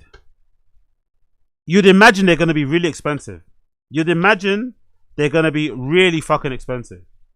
Lambskin leather with quilted satin lining, hand-cut leather logo, applique patchwork pattern with embroidery, full zip closure with double welt hand pockets at lower left front, interior chest pocket with sign embroidered leather patch, elasticated leather cuffs and hem, includes custom garment bag, includes signed certificate, edition of 38. Oh, there's only 38 actually. There's only 38, but I'm assuming 8 already been taken by, people on the inside, and it's probably going to be 30 available to stock. I'm assuming 38 have already been taken, and there's only going to be 38 left in terms of retail. Limited edition, handmade. It's handmade exclusive for Supreme. Handmade. Wow. Big up Jeff Hamilton, man. What an incredible piece. I love the badges too on the inside. They're the ones that really give you the extra bit of oomph. The Jeff Hamilton logo, the massive badge here, limited edition, the Jeff Hamilton signature.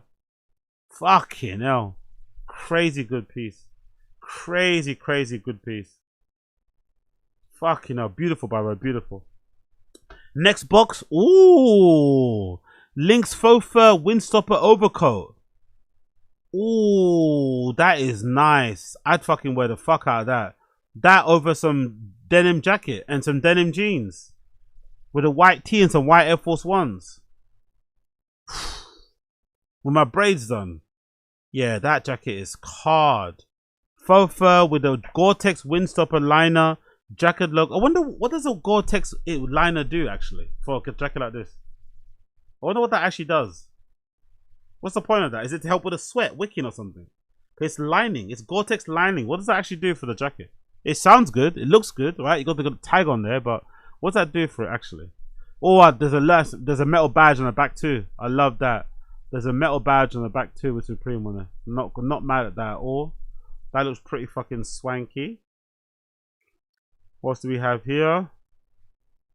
I'm not really the biggest fan of bomber hooded jackets. I like that Jeff Hamilton one, but there's something about bomber. I don't know why bomber hood that's probably an American thing. It's probably a quintessential New York thing. These jackets are really, I feel like every season they have a version of these, various. But I'm really not I really hate bomber jackets with a hoodie. I'm not gonna lie. I prefer to wear a bomber jacket with a hood underneath, but I wonder why, Oh, big up extra larger windstopper coated layer that lets you. No, but why in the lining though? Why is it applicable in the lining? I mean, I understand it on the outer, right, for the wind and shit, but how does it benefit you on the inside? But keeps the wind up. But I wonder, how does it benefit on the inside? Big up extra larger if you know that. Big up, who's that? Igor. Fulson Galatasaray bid for Bruno. Galatasaray bid for Bruno Fernandes. Really? Is that true? Are you lying? Are you lying me? Are you lying me? Let's see, Bruno Fernandes. I've been distracted here because somebody is trolling me in the chat. If that's the case, I'll be curious to see what the replacement will be. I'm not against it personally, but I'll be curious to see what the replacement. Manchester United consider Bruno Fernandes not for sale, and his release clause has expired. Galatasaray are prepared to offer around 50 million. 50 million for Bruno in this market when Ali Anderson goes for 120 is so funny, so hilarious. Big up Ben Jacobs. Galatasaray are prepared to offer around 50 million euros. No bid yet received, and United sources insist if one arrives, will be rejected. Galatasaray are prepared to offer Fernandes a lucrative 4-year contract. Fernandes has not indicated to Manchester United he wants to leave to date, and the club are not looking to engage with any club over a sale. LOL, man. 50 million euros for fucking Bruno Fernandes, and you buy Elliot Anderson from 120. Get fucked, man. Get fucked. We need way more money than that. Way more money than that. Let's continue on. Oh, look at that peak. I guess you call it peak up. It's called a car coat. Faux fur car coat. It looks very Sopranos. That's this one. I quite love it in this plaid too, by the way. I love it in this plaid contrast zip track jacket. I'm assuming it probably comes with matching. Oh, the electric blue one. The electric blue one, yes please. The electric blue one, yes please. I love a bit of electric blue. That and the pink one is really the standout. Oh, this, oh, it's red. Swap the colors around. That'd be more better. I prefer that better. Swap the colors around and make the body pink and the zips red. I'll be all over that. But that electric blue is a winner. That electric blue color in the front is definitely the winner. And it also comes with matching pants. Makes sense. Ooh, a Vanson's. Yeah, I like this. Supremes and Vanson's Cordura down jacket. So, because Vanson leathers obviously do leather jackets, but this one's just like a regular down jacket with a Supreme star on the back. There's like a champion star. Is that a 3M on the sleeves? Yeah, 3M on the sleeves. I don't know if the sleeves are detachable. The sleeves are 3M. The hood is detachable. Oh, it comes in black as well. Ooh, with the badges on the front, with the big Supreme. This is definitely gonna sell out. Is it? Hold on. Does the other colorway have a red Supreme logo as well? Yeah, it does. Yeah, these are gonna sell out. Having a Supreme badge like that in the front is guaranteed it's gonna sell out. Massive Supreme logo, box logo there, KN logo there, Clots logo, synthetics, whisk. I mean, like, this is definitely gonna sell. People love the badges. People love the fucking badges. They love that shit. Okay, sorry, big extra layer. Underneath the fur layer, because the wind would blow right through it. If it was like a little, it's like a little. So, but if with the wind blow, usually fur leather jackets have like a satin liner, don't they? If I'm not mistaken. Fur jackets usually have like a satin or a silk lining. I don't know about that. If that's true. Would they blow? Like I've worn fur jackets before. They don't. Wind doesn't blow. Anyway, doesn't really matter. Doesn't really matter the specifics of it. It's just a little tech, like you said, just a little tech thing to kind of add a bit of detail. But I've worn fur jackets before with just regular satin or silk liners, and they've been fine. Yeah, the Gore-Tex things, this is a bit excessive, but you know, maybe I'm just not getting it. But big up extra larger too. It comes in camo as well. It kind of reminds me a little bit of the Vetements jacket from back in the day that Demna designed with what's the company called? Canada Goose, the one that Rihanna used to live in. If you remember, right? It kind of reminds me of that Vetements jacket that Rihanna used to live in back in the day. If you know, you know. There's also a Vanson's, what's that? A reversible quilted hooded jacket, which I don't like. I hate that one. That was ugly as fuck. Yep, not a fan of that whatsoever. I'm not a fan of this one whatsoever. No, thank you. Oh, this is beautiful. Look at this Scott jacket. Distressed. Oh, this distressed leather jacket is gorgeous. Looks very Our Legacy-esque. I'm not gonna lie. Look very Our Legacy about this jacket. Even the distressed version, even the distressed nature of it. Beautiful. Oh, the cinch on the waist as well. I love that cut. It comes in red as well. It comes in supreme red, blood red as well. On some Michael Jackson shit. Oof. Oh, look at that jacket. It looks like a USA flag, isn't it? What's that? An AOI fleece line jacket. That's the artist, right? If I'm not mistaken, right? Yeah. Suplex lining, Tazland, fur lining, full zip closure in white as well. Oof. Oh, look at the AOI. Look at the artwork in the back. God damn, that's fucking good. It's all embroidered too, right? It's all embroidered in the back. Yeah, that's hard. That is fucking hard. I'm assuming it comes with a pants as well, right? I'm assuming there's probably a track pant also that comes with it. Let me double check. Is there track? Yeah, there's also pants with oh, the pants have embroidery on as well. The back. These are gonna sell out. The pants have embroidery on the arse, bro. They look like some fucking Ed Hardy shit, you know? Some Roberto Cavalli in on track pants. These are gonna be so popular when they drop. Oh my god. Love that. What else have we got here? I was gonna check out that square. You've got a reversible reflective down puffer jacket too here. Not too fond of that one, by the way. Actually, hold on. Does that plaid show? Is it a 3M plaid? Wow, I've never seen that before. Very interesting. Huh. 3M reflective piping and woven logo taping on sleeves. Reflective plaid. Yeah, it's a reflective, not 3M. It's a reflective plaid reverse sleeve side with hidden snap feature. That's really fucking cool. I wonder how they achieved that. I've never seen that before. Reflective plaid. So when you wear it, it's like that, but it also reflects and it shows that with a flash on, right? That is so cool. That's actually kind of cool. I'm not gonna lie. I'm not mad at that. I ain't mad at that at all. Actually, let's go back to there. Did I miss something? Yeah, there's more things there that I missed. You have a faux fur windstopper vest. This I really like. I like this. This will add some nice bit of texture to a black hoodie. Imagine you're wearing like a regular black hoodie, but you have this faux fur vest on top of it. That's a nice piece. I'll definitely rock the fuck out of that. Oh, and it's patchwork too. It's like a patchworky type of print. But actually, the brown one's actually kind of nice. Maybe nicer actually. The brown shows up a lot easier. You actually see the different, you know, segments of it. There's also a coach's jacket, regular coach's jacket with embroidery. Please tell me this comes in black with white text. Please tell me it comes in black with white text. Yes, it does. Oh, so many things I need to add to the shopping list, mate. Oh, this is so good. Oh, that burgundy one's actually really nice as well. That burgundy coach's jacket with the yellow logo. That's actually really fucking well done. No, nothing else crazy, by the way. Nice little pull tab here, actually, which I'm not mad at. Nice little label there. Actually, are they tonal? All the labels tonal, right? I'm assuming none of them are red. Yeah, all the back is a tonal to match the body of the jacket. But yeah, that coach's jacket is a stellar piece. Stand out for sure. Who's this? Who's the artist here? The artist's work is done by a person called Masato Kawajo. This is a fuck you zip up hoodie. This will also be kind of popular too because people love Supreme stuff for swear words. This will be really popular. It kind of reminds me of like a neck face artist, neck face work. Is that embroidered on the hood? Yeah, that's embroidered on the hood, man. That's going to be very, very nice. Very expensive. Oh, not expensive, but very popular. I think all the letters here are also embroidered, if I'm not mistaken, right? On the sleeve too, yeah. I think there's some felt applique there, right? Yes, brushed back fleece with chain stitched embroidery and rhinestones applique. There's also rhinestones. Yeah, this is gonna be money. It's not gonna be cheap. It's also gonna be very popular. Look at that, world fucking famous, right?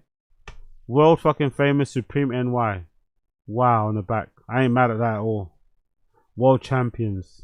It also comes in navy and brown. There's an Eagles hoodie as well, so I'm not sure what the connection there is, but I don't really like that one too much. There's an overprint fade hoodie too, which I'm not too mad at. Kind of looks like a Louis Vuitton monogram. Wonder if they're gonna get sued. Wonder if this will actually drop. Will this actually drop, or will they get sued by Louis Vuitton for it being too close to them? Not too sure. We'll just have to wait and see. Oh, look at that color. The brown one there. There's a washed box logo coming out. There's a box logo hoodie coming out this season, sorry. But it's a washed effect one. What are the colors? Oh, there's pink as well. The classic pink color. I always wanted that one actually. That pink color is beautiful. The best color is probably in the box logo hoodie. Personally, we'll go navy, pink, black, and obviously grey. Classic, right? But that burgundy is really nice too. That wine red burgundy is beautiful. But I think the standout is definitely the, like I said, the navy blue and red box logo. Pink with red. I think they all got red box logo except for the burgundy, maybe. I could be wrong. There's also a patches jacket here with artwork by Sean Crawford. Patches all over the hood. Oh, the embroidered, like, Jesus, this is, a lot of this stuff is so well done, man. The quality is crazy high. Crazy fucking high quality here. I ain't mad at that either. There's also a fleece with a Supreme logo running diagonally, which I'm not too mad at. Also comes in this leopard, which is not too shabby at all. Stickers hoodie, artwork by Art Dealer. Art Dealer working with Supreme once again. Ah, shit. Went back. Shouldn't have went back there. Let's double check. Art Dealer. There's also one with a Sherling hoodie. Navy, which I'm not too mad at. What do we have here? Heart hood.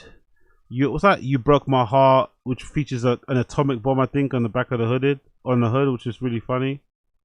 Mirrored applique hooded shirt. So it's Supreme mirrored in this different felt applique or logo applique, whatever, on the back. The black and white one is hardest probably there. That's probably the hardest one. There's also a reversible work zip up hoodie. Oh, look at that one. Capital hoodie. Are the letters fucking 3M? No, they're not. I quite like that, by the way. The big bold logos there. I wonder where that logo is actually from. I'm sure it's flipped from something. Wonder where that's from. Connect hoodie, I'm not really a fan of. What's that one? Love Psycho hoodie, I'm not really a fan of either. Satin Applique hoodie, I like this. This is fucking sick. Jesus Christ, look how big that Supreme logo is, man. There's definitely one for the fucking kids. And it's embroidered too. Jesus Christ, look how big that logo is, running right vertically through the back of the spine of that fucking hoodie. That's huge. What's that? What's that one? A brushback fleece hoodie. I'm not really too mad at that one. Oh, I like this Polartec face mask half zip. Look at this one with the heart design. This is really cute. No pause, really fucking cute. I like that. I'm not mad at that at all. Let's move on. A shirling. A nice shirling coat. Can't go wrong with one of these. This is gonna be money as well. What's that? Sheepskin shirling with suede finish. It's gonna be spenny. It's gonna be spenny, that one. Couple grand. It also comes in black. Oof.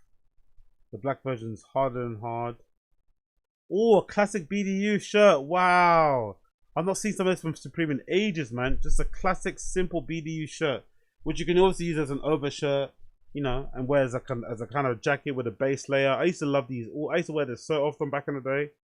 Different, obviously not all Supreme. Some of them just purchased from regular fucking army surplus stores. But this is pretty sick.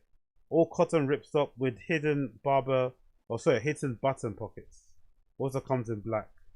Big up Supreme for that one. That's one for the heads. I bet that's one for the heads, that one. That's one for the fucking heads. Oh, the same print they put on the fucking phone posits, right? Back in the day. The same print they put on the phone posits. This is a 2-in-1, what's it called? A 2-in-1 Messine Gore-Tex shell and reversible 700 fill down jacket. Jesus Christ. So hard. Also comes in navy as well. Black and navy. I ain't mad at that at all. I ain't mad at that one at all. Again, another bomber jacket with a hood, which I don't fucking fuck with. Oh shit, let me go back to the preview. Idiot, what's wrong with me? I don't like this jacket at all. Not for me personally. Oh, I'll keep pressing back. Stop pressing back. Okay. It also comes in the camo and different colorways. The pants are pretty decent though for that particular model. The pants are, oh, how cute. This is definitely gonna sell out. Holy shit. Puppy's fleece. The puppy's fleece. Yeah, this is selling out ASAP. There's no way this is selling in stock for time. This is selling out so quickly. Polar fleece with printed graphic. Full zip closure with zip hand pockets at lower front. Interior elastic shock cord at hem with elastic hair. Yeah, this is gonna sell out so fast. That's gorgeous. I'd wear that in a heartbeat. And I'm not even a dog guy. I don't even have a fucking dog, and I'd wear that, you know? I like that. More rhymes. Oof. This is definitely something ASAP Barry's gonna wear. Supreme BB Simon windstopper hooded bomber jacket. Definitely gonna see Ian Connor or Barry wearing this shit. Or maybe Tazs, you know? Tazs and them, man, you know? Tazs, Diamond and them, man, definitely gonna be all over this one, eh? Away are definitely gonna be all over this jacket. Away and them, man, are gonna be all over this jacket, and maybe some other bad bees. There's also another Supreme, what's that? Alpha Industries wool hooded bomber jacket. Not for me personally. But oh, actually I prefer this one here. This stand nylon jacket. Is it only in red? Only comes in one color. Interesting, that, isn't it? Is that only one color? No, it's not more, right? Oh, there's more colors. What to say? It also comes in a brown and a red and a black. Yeah, that red is beautiful. I'd probably get it in a red actually. That red is gorgeous. That stand collar line jacket in red is gorgeous. I don't mind that at all. Oh, AOI again. Look at this AOI jacket. AOI Gore-Tex jacket. Fuck, this is good. Look at the different paneling under the armpit, the grey, the navy under the sleeve, kind of.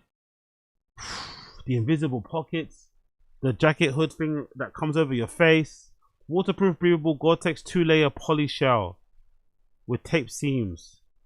Oh, that's gorgeous. Let me see the artwork on the back. God damn, that's good. Supreme piece with an image of a cherub carrying a fucking AK-47. No, is it AK-47? I think so, right? And a rose coming out of it. That's a crazy good illustration. It's embroidered in the back store, right? It's all embroidered, no screen print. All embroidered, no screen print. So this shit will last ages. That shit will last ages. It also comes in white. And is it black as well? No, only white. Is it black too? It has to be in black. Yeah, in black too. But obviously the orange color is the best one. Obviously the orange is the best one. There's a faux shirling lined bomber jacket too. So much good shit, man. So much good shit. What else we got here? We got a striped shirt in all cotton too. I'm not mad at. Thermal lined shirt. Not mad at. Devotion flannel. Definitely for my African and Caribbean people. Then you know the iconography. Definitely something to cop. Love that. Oh, again, the African aunties will love all this. Will love their sons and daughters coming home and something like this. This is fucking sick. Aye, frayed texture plaid shirt in that yellow. Lovely. Reminds me of that legendary flannel that I had from back in the day with the fucking pearly buttons. This is gorgeous, mate. Gorgeous. What are the buttons saying? Frayed okay, it doesn't say what the buttons are. Yeah. Yeah, this white shirt. Yeah. Lady Death shirt, all cotton. Yeah, sign me up, mate. Holy shit. This is something from Comme des Garçons or something, mate. God damn, this is hard. That's hard bodied. It features an incredible, like, hand painted, or I guess painted image of a lady in the front of the body of the shirt, and it also extends onto the back. And it's all over. Oh, so good. So fucking good. Oh, I'm not mad at that actually. It's like a kind of like a BDM Ben Davis shirt. That it's like no Ben Davis actually. Ben Davis BDSM shirt. That's what it reminds me of. That one. Sorry, you want to hear? There's so much stuff here. There's an all cotton mini plaid shirt with a crown. I'm not mad at. Wow, Widow Dave is back, by the way. Nice to see Widow Dave back. There's a girl's collage shirt in the button up, which is crazy good. Good DJ shirt, that I'm not gonna lie. Very good DJ shirt in the white or the black. I don't mind that one. Small box plaid shirt too. Swarovski studded quilted leather jacket. I ain't mad at either. Very 80s style that. Oh, look at the butt. Oh, that's sick, mate. That is sick. If you zoom in a bit closer, there's Swarovski crystals here. And there's also studs that have the Supreme spelled out. That is pretty fucking sick. That is pretty fucking sick. What good living, what good attention to detail that is. Oh, great. Supreme Umber velour tracksuit too. The velour one, that one in the pink, that green and the pink one's the one though. That green and purple and pink is the one in that velour. Just a shame the cuffs or the hems are kind of elasticated, but hey, it is what it is. Plaid wool shirt. Is that a wool suit? Shit. Wool suit as well. Plaid. That's beautiful, by the way. That plaid one. We ain't mad at that. We ain't mad at that. Actually, is that it in the collection? I think that's it. There's also this one, a crucifixion. Oh, the crucifixion polo is not too shabby either. Supreme BB Simon football jersey with the studded, I guess, number 13 there. Lucky number 13. The green one's definitely the standout one there. There's an all cotton long sleeve Wrangler top. Oh, disciple football jersey. Jesus Christ, that's hard. Jesus Christ, that's hard. I wish this was long sleeve, by the way. I wish this was fucking long sleeve, but it's fucking great. Look at that. The Jesus fucking image superimposed in the background. That's so fucking well done. Love that so much. Cool. More Supreme stuff again. I'm not really a fan of the baseball jerseys. I'm not really a fan of all the jerseys, to be fair. That black one maybe my favorite. Not really the biggest fan of the baseball jerseys either. Is that a thermal reflective top? Is that with the Supreme on it? It's not too shabby actually. Forgot the artist it reminds me of. There's an artist that did a similar type of work than this. I forgot who that reminds me of. Let me zoom out there. The striped logo with the gothic print on the back is not too bad either. The jersey with a cat with a glitter cat, I guess it's called, right? A glitter cat holding some roses isn't too shabby either. Hearts, what's that? Heart Supreme tee with the outline of all the letters in hearts. Oh, this is going to be really popular too. Small box logo long sleeves tee, super popular. I can see this selling out too in minutes.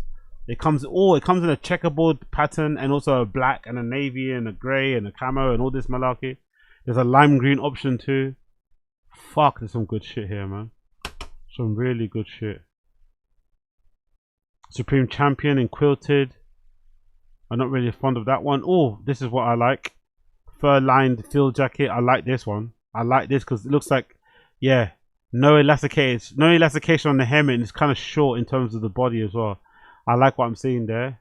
And it also comes, oh, look at that. It also comes in this version where it's covered in like, little embroidered roses and shit, or like flowers in purple and yellow and whatever else maybe.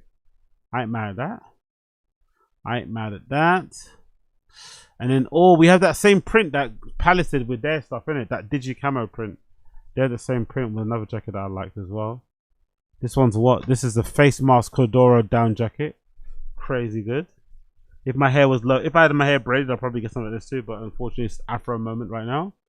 It also comes in purple and black. Oh, Polartec reversible jacket, not for me, but actually I prefer the camo or the pink. Actually, let me take that back. What? The pink is the camo. Oof, the pink is the woodland camo. That's the best fucking version. What a great combo, woodland camo and pink. I never would have seen that coming. That's probably the best combination actually. Woodland camo and pink is probably the best combination. And also comes with matching pants, I'm assuming maybe. There's also a spell out embroidered Polartec pant. Spell out embroidered pant too there. Actually, does that match that? It kind of does, right? What else we got here? Oh, varsity jacket, captain's varsity jacket. Actually, not mad at that. The black and pink was probably my favorite. Not gonna mad at that. There's another one here by Rita Akerman. Long time no hear about her, man. Former fucking wife of what's his name? Dash Snow back in the day. Big up Rita Akerman. Is that her? I think it's Rita Akerman. But yeah, she's from that NYC scene. She's taken up some artwork on Carhartt looking basics. Hooded jackets, double knee pants and shit. I ain't mad at that either. All cotton canvas and rhinestones insulation. Insolution. That's what I meant to be saying. Nick cuffs and original artwork by Rita Akerman. Big up her. Love to see it. The double knee pants are probably the best of the collection. The double knee pants are probably the best of the collection. Especially that brown pair with the illustrations. It looks so fucking cool. What's going on here? More dogs, by the way. I wonder what all the dogs is all about. The dogs thing. There's a dog pullover hoodie with 2 pictures of dogs on the front. I don't know what the dogs are. Don't ask me what the breed are, because I don't know. Oh, there's a Sith Lord. There's a Sith Lord hooded shirt, hooded top. That's pretty fucking cool. Sith Lord hooded shirt is probably gonna sell out too, super quickly. Big up on 10 toes. Love Supreme, but I would never wear something that ostentatious of a logo. Yeah, true. That's the thing though, they're so popular with kids now, they're having to lean into that, innit? That's the only problem. I wish they would do, back in the day, Supreme were a lot more subtle with their logo usage. It was mostly about the design of the clothing, of the piece itself. But now a lot of the design lends itself into the blasting of the fucking logo over the item of clothing, which is annoying, but you know, it is what it is. What's that arc? Is that 3M as well? A lot of reflective stuff in this collection so far. Is that White Castle?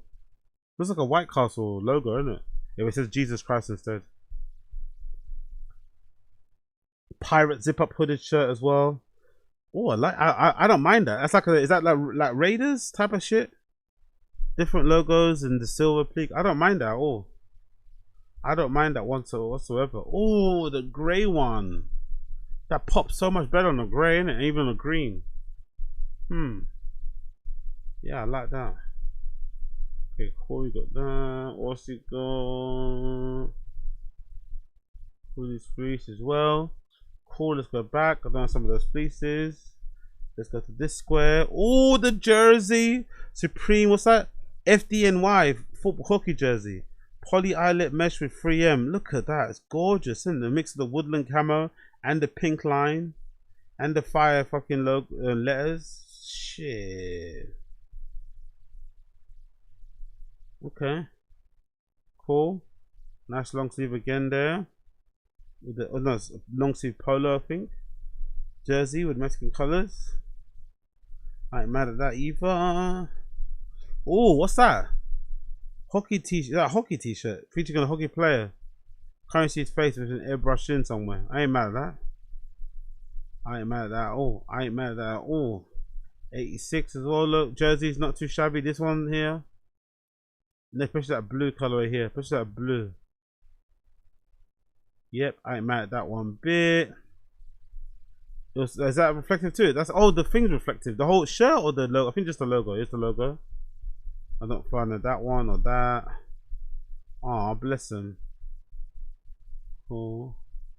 Let's go back again. Let's see what other things they got here. Need to skip through this super quickly. There's those. These are all the pants, right? These are all the pants. Oh, these are nice. The small box logo pant is there. Is really clever. I like that with the cargo pockets actually.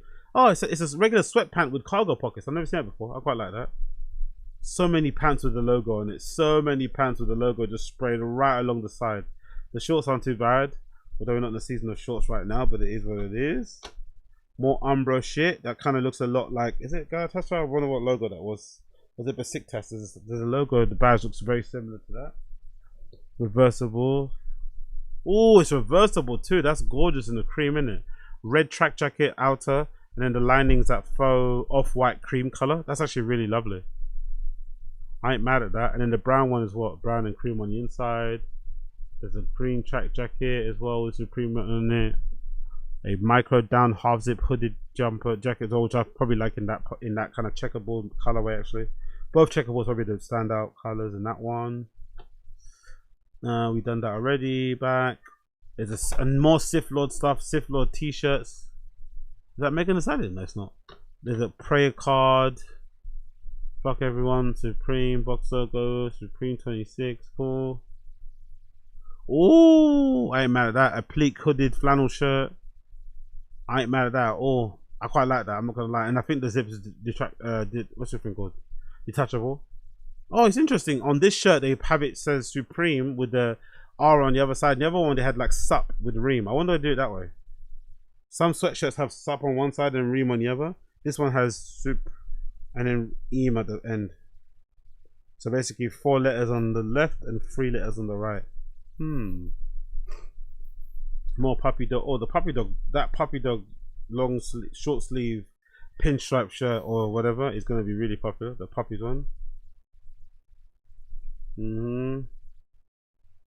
Like that too. Okay, cool. What's this one here? Oh, I ain't mad at this particular one here actually. I'll skip past that too fast. This metallic flannel zip shirt, I like this very much. Also don't mind this Evil Ernie shirt. Very crazy, but I don't mind that one.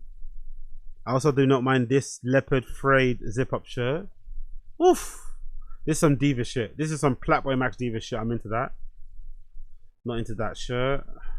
Love this as well, by the way. Oh, in that pink as well. Imagine these with like black pants and some Vans and shit. Oh, you're set, bro. And on your fucking 26-inch fucking Charger, or I mean, what you call it, Charger? BMX for something, or 29-inch BMX, right? Single speed bike.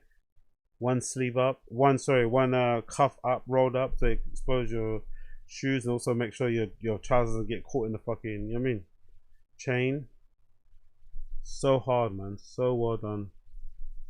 We done that on this. How about here? We done it already. Cool. What else you got? Let's see what other squares they got here. We done that. We done this. Let's see this one. What are these jeans? Mostly, I'm assuming, right? Oh, look at the leather cargo pants. Jesus Christ. They're gonna be spenny as well, I'm assuming, but they are hard. Leather cargo pants. Are you insane? Leather cargo pants. I need some of these. Jesus Christ. Yep. What are these ones there? What's that? Viscose? What's that? Faux fur? Oh, what's that? Faux fur paint. What the fuck does that look like? Let me see that. Oh wow. So it's faux fur with some cracklings of paint in between. Incredible texture on those. Incredible texture, man. Supreme are going in with the pants, bro. They ain't playing no games. Oh, look at that fur. I wonder if they're gonna get sued for this. I wonder if Louis Vuitton can come through and say, nah, you can't put this shit out because it's too close to us. Because these do look quite Louis Vuittonish. If you weren't paying attention, you saw this from afar. You think this is a Louis Vuitton pants, isn't it? I wonder if they're gonna get. I wonder if this will actually make it. This might not make it to retail, you know. These might not make it to retail. They look very Louis Vuitton-esque. What are they called?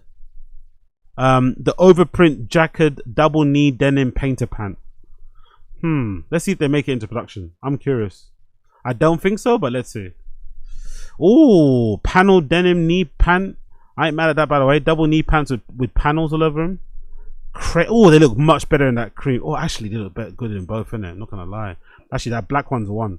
These ones kind of remind me of some Comme des Garçons pants I bought back in the day. Junior, if you know Junior Watanabe actually pants I bought from Dover Street Market, which I don't feel like I fit. I probably could fit them nowadays, but Jesus Christ, these are hard. All denim, 13 ounces of denim. Jesus Christos, so good. Oh, double knee utility pant. Not mad at these either, by the way. They kind of give me Rick Owens vibes. Regular jeans, distressed loose fit selvage jeans are also kind of hard. Regular stiff jeans too here with the red badge at the back. I'm not mad at. Worn double knee painter pant. I'm not mad at either. Painter pant in all cotton with the Jesus logos all over it is not too shabby. Baggy the selvage denim. So much great denim in it. People always say the Supreme denim is very underrated, by the way. Work pant heavy blend tool. I've never had a pair of denim by Supreme, but people always say the denim is really good quality. Oh, cargo pant regular in that camo. That camo's like it's been washed a bit as well, doesn't it? Oof. Yes, please, mate. And it also comes in that khaki as well, right? Yes, fucking please, and that khaki too. Yes, fucking please. Yes, fucking please. Let's continue on. I want to see some of the accessories actually. We've seen that, and we've seen that already, haven't we? Yep, we have. We've seen this. Let's go here. More jerseys. More jerseys. I ain't mad at. Rita Ackerman jersey. This is going to be really popular too. This is actually one of my favorites actually. The blood on the floor, crazy. But I love this, by the way. It's crazy good. That Rita Ackerman jersey. This is really hard piece, by the way. I'd wear the fuck out of that one, especially in the white. Another polo with the dogs on it, which is going to be very popular, I think. Maybe with some fashion crowd. Paneled rugby top. Ooh, special that one. That one's special. That one's special too, in the pink as well. It kind of reminds you of like a polo, like what a polo player would wear. That rides horseback. Undisputed short sleeve t-shirt is not too shabby. I don't mind this hooded warm up pullover, especially in that pink colorway. That's like a Lonzo. It feels like a Lonzo shirt. That Milan, it says Milan. It feels like a Lonzo shirt with a lion there. What else do we have? Oh, look at this medicine sweatshirt. That's super cute. That's another one that's going to be really popular too. Also comes in pink. Very nice. Jacket sleeve overcoat, linen hooded zip up sweater. Again, the Christ crucifixion sweater in that grey is lovely. What Supreme got this competition with Catholicism? It's played out. I don't think so. I like it. They've been doing it for yonks, and it's kind of intrinsically, I'd say, tied in with streetwear a little bit. With that, when you think of the rosary, you think of the prayer hands. I think a lot of brands do Catholicism or Christianity, you know, artwork in that kind of era. It's a thing. It's a streetwear staple, to be fair. I don't think it's only Supreme are guilty of maybe banging it out a little bit. What? Is that true? Honestly, I'll go upstate for another day. Is that true? Big up Kadir, EA. Aries and M&S, as in Marks and Spencer's. Really? Are you for real? No way. Let me just Google this straight away. M&S and Marks and Spencer's. Really? Oh, so they got a label called St. Michael's that they're tapping up for. That's interesting. Okay, I'll check that out later tomorrow. I'll read up about that. Big up Aries or Arise, however you fucking spell their names or pronounce it. That's a weird one. I didn't see that happening. Let's see. Let's move on from there. The Christ sweatshirt I liked. The cross stitch logo sweater. That's okay, I guess. What is this one? Supreme Vanson. Ooh, with the skulls. I like this, by the way. The small skulls hooded sweatshirt. I'm not mad at that. Oh, in pink. Give me that, mate. Give me that. Give me that straight away with some light denim and some boots. Give me that. This, some light denim and some Tims during the winter with a fucking studded belt or something. Oh, we're taking all the hoes. I know the fellas. Supreme Lady Death sweatshirt. Not too mad at that either, by the way, or sweater.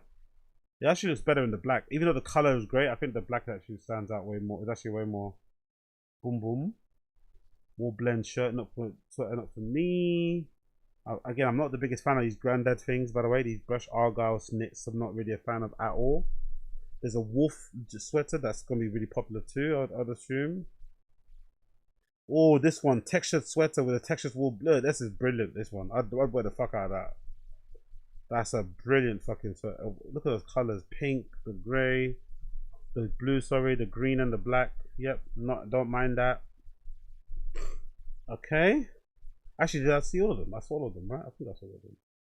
I think I saw all of them, right? I think I did see all of them. Let's double check there. Go to the end. I think did I miss something here? Did I miss something towards the end? Around 90. Yeah, this small box logo sweater. Again, this might be the best piece I've seen so far in that particular range of this 97 items. This small box logo sweater polo. This is beautiful. Very, very nice. This. Look at that. Oh, actually, this is also great too. Oh, that's gonna sell out. This one right here, acrylic buccal jacket. Is it buccal or bushel? Small box logo sweater is gonna sell out. This is gone. This is gone in that electric blue. Ooh, and whatever this jacket print is, it's gone. These are gone. These are gonna sell out so quickly. And then this one too, the small box logo polo with the horizontal stripes, and it also comes in the block colors too. Banger, banger, banger shit there. Okay, what these are the hats, right? The hats coming up. Oh, look at the spider web camp cat. Again, I wish my head could fit. Maybe I need to put my braids in this winter. If I get my braids in, maybe I could wear stuff like this more often. But I can't wear them in my hair being the way it is and my head shape being as large as it is. But I really want to wear camp cats, man. Oh, look at the rhinestone box logo camp cat. Jesus. Metallic buccal again. Or bushel camp cat. It looks fucking splendid that way, especially the white one. Oof. There's some lovely camp cats here, isn't it? Wool leopard print. There's ones covered in what was that called? Whip stitch in rhinestones. There's that Louis Vuitton looking one. That's gonna be really popular. This one. It's gonna sell out like hotcakes. That one. Oh, look at that. There's the ones with the art dealer logo all over it. And also the one with the puppies. There's the puppies camp cat. Yep, trapper hat. That's me. That's something I'll definitely wear. That white one as well. Oof, swaggy with a red box logo. Yay, so good. Glossy shearling trooper hat as well in the brown. I remember having one of these ages ago back in the day. I wonder if it's got Supreme written on the back of it. That was one I used to wear back in the day. Brown. I don't even know where that ever went, to be honest. I think my brothers maybe taken it. Motherfucking cunts them. Regular snapbacks as well. Paneled adjustable new era. Not really a fan of a paneled strap new era. Oh, I like this, by the way. Painted, hand painted in the USA. Original Albert Jones. This is going to be really hard to get hold. He's going to be really super popular. Supreme hand painted hats by artist Josh Smith. Stretch adjustable hats too. Spartan hats. Faux show lining hats. They look very Ed Hardy-ish. Great camp cats, by the way. All of the truckers have a slight bend to them, innit? This brim on the brim. Wonder if that's on purpose. This Pirates one is really special. Don't mind that as well. And this new era too is beautiful. With the piping script logo on it too. FDNY on the back. Oh, so good. So fucking good. And what's this? We've got the wool beanies. Too many to mention that are going to be good here. Obviously the one covered in money is going to sell out. The kids love these Scullies, man. The kids love the fucking Scullies. Oh, look at that, a detachable one too. Is that a detachable one? I think so, right? Yeah, the kids love. They're gonna be all over these Scullies with the studs on them. with the hearts.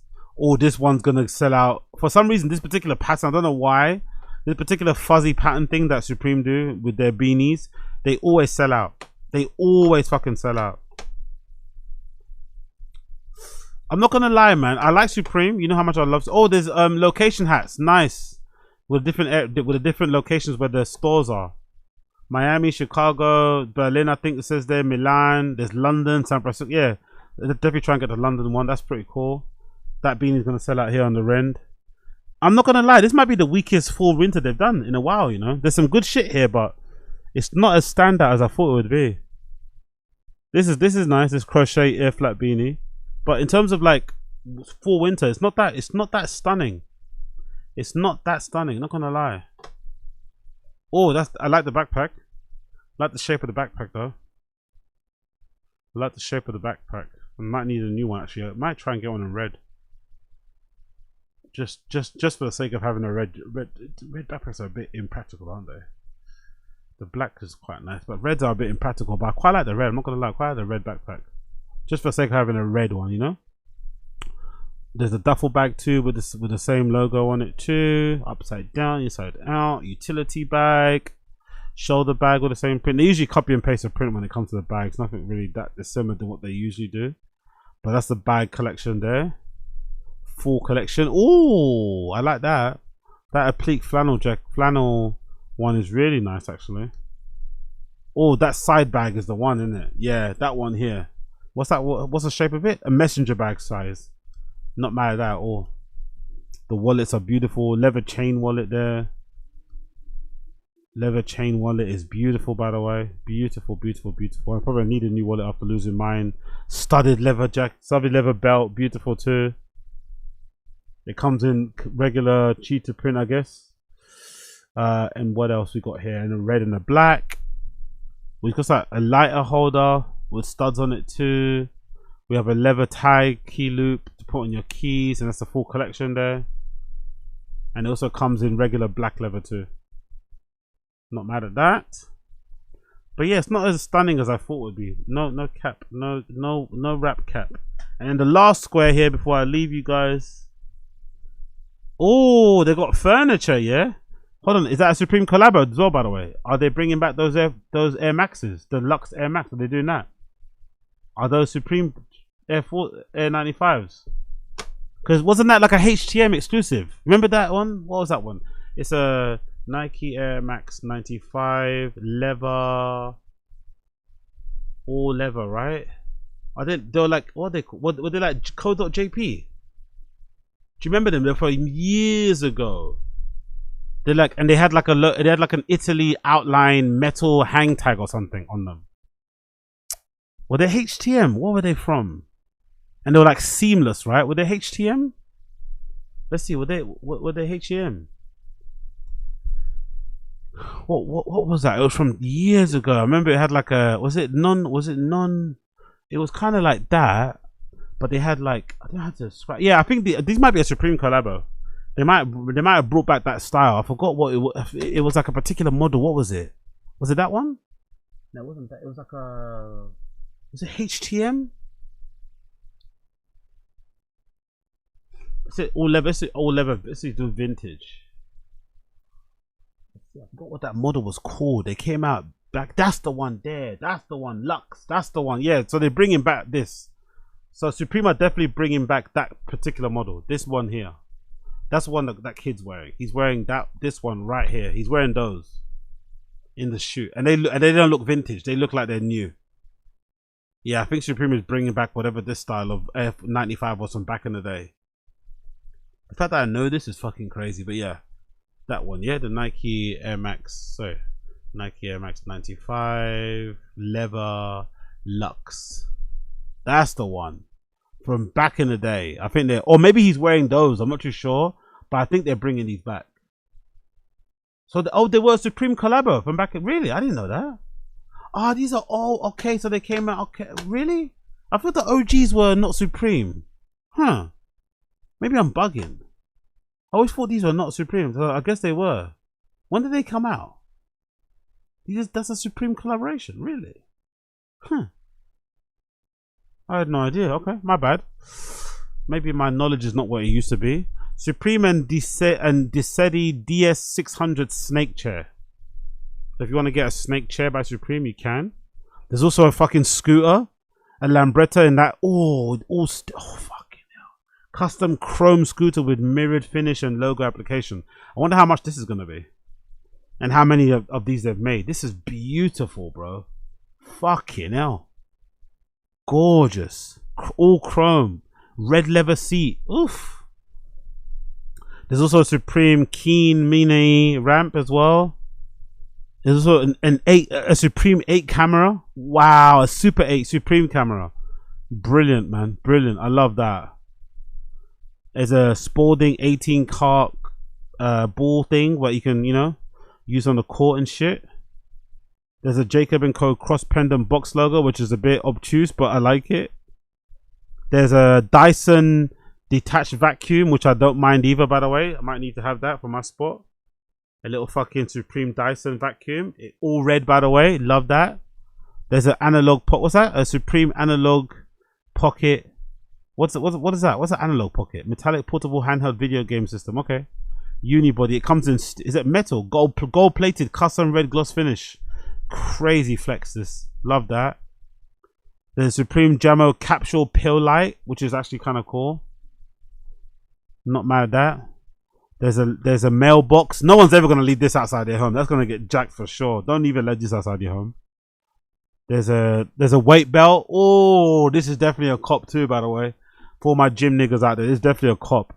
A Supreme Titan weight belt. Come on, bro. All red, and it comes in black too. You have to get the red one. Special. Although it be I don't mind that. Supreme Pro Taper SE SX handlebar. Again, pretty sick to put on your bike, isn't it? It might get robbed, but pretty sick. Supreme BB Simon belt. A paintball marker. As a JBL speaker, I'm assuming. Oh, you got a Tondez, a little whale trimmer. Not mad at that at all. We got some chains, some wallet chains, some, I guess, jean chains. Oh, there's a mic. Shit, there's a fuzzy mic. Pretty sick.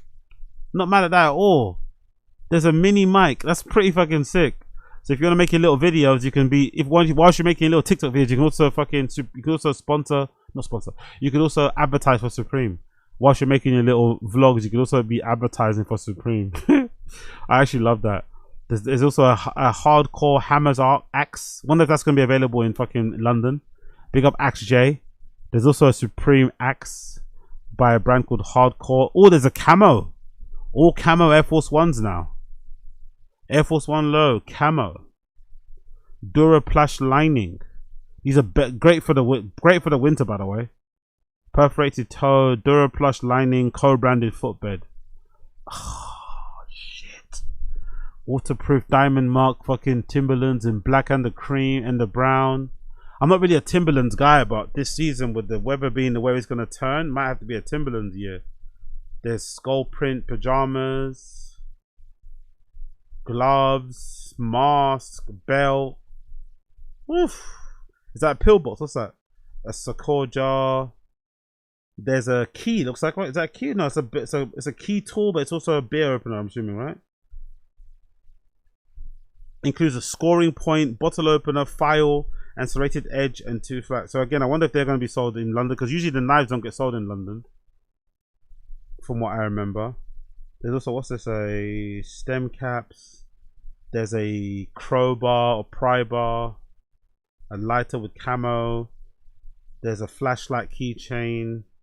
Gremlin Santa print. There's a Christ logo on there. The pillbox. Actually, that pillbox deck is really good. So there's a knife and some of the fucking dogs. So yeah, overall decent collection. Not the greatest, you know. Let's just some of the lookbooks. It's good. It's good. It's good. It's not the greatest. Maybe, you know, there's some pieces here I'll definitely buy, like this AO jacket and that fur. I definitely wear that fur jacket here with the Gore-Tex line. I think that's sharp.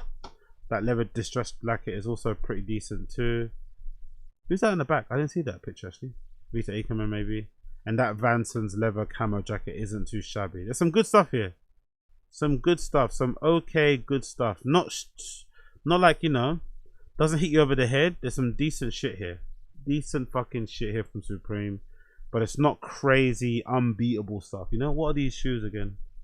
Is that another up and coming Air Max? I'm not too sure what model that is. Looks like it, innit? Looks like there's Supreme spelt on your side there. That might be an up and coming collaboration actually. I don't know what model that is. I've not seen that model before. It's a Nike though. I've not seen that model ever before though. But it looks like a Nike for sure. Actually, could I just like quickly find out what the model is? Let's find out what the model. What's that model? Never seen that model before. What is it? What is that model? Let's see. Let's go on desktop. Let's get that screenshot and let's see. What's that model? Oh, is that what it is? An Air Max. No, it's not that. I wonder what that model is. I've never seen that model before. Either way, looks sick. New Supreme Air. Oh, it's an Air Max 2001. They're saying it's a Nike Air Max 2001. Really? Nike Air Max 2001. Really, I don't know. Really, it doesn't really look like it. What can I lie? It doesn't really look like it from that angle, but still, that's what they're saying. That's what they're fucking saying. So yeah, some good shit from Supreme here. Not stellar, splendid like they usually are, but some decent stuff nonetheless. Box logos are gonna go crazy when they drop though. Box logos will go crazy when they drop. Box logos go crazy. Anyway, people, I'm off skis. It's been a pleasure. Thank you for chilling with me. I'll see you guys again tomorrow. It's been a pleasure. For those of you listening via the podcast app and Kick and stuff, you'll hear my tune today. Will be courtesy of this band called Hovvdy. Is it called Hovvdy? You pronounce it Hovvdy? I think they're called Hovvdy. The song will be called You Will Go Far. Big up Hovvdy. You Will Go Far, Hovvdy. That's will be my song of the day. Only for those of you watching through Kick and on Twitter. Everybody else, it'll fade to black. And I'll see you guys again tomorrow. Peace.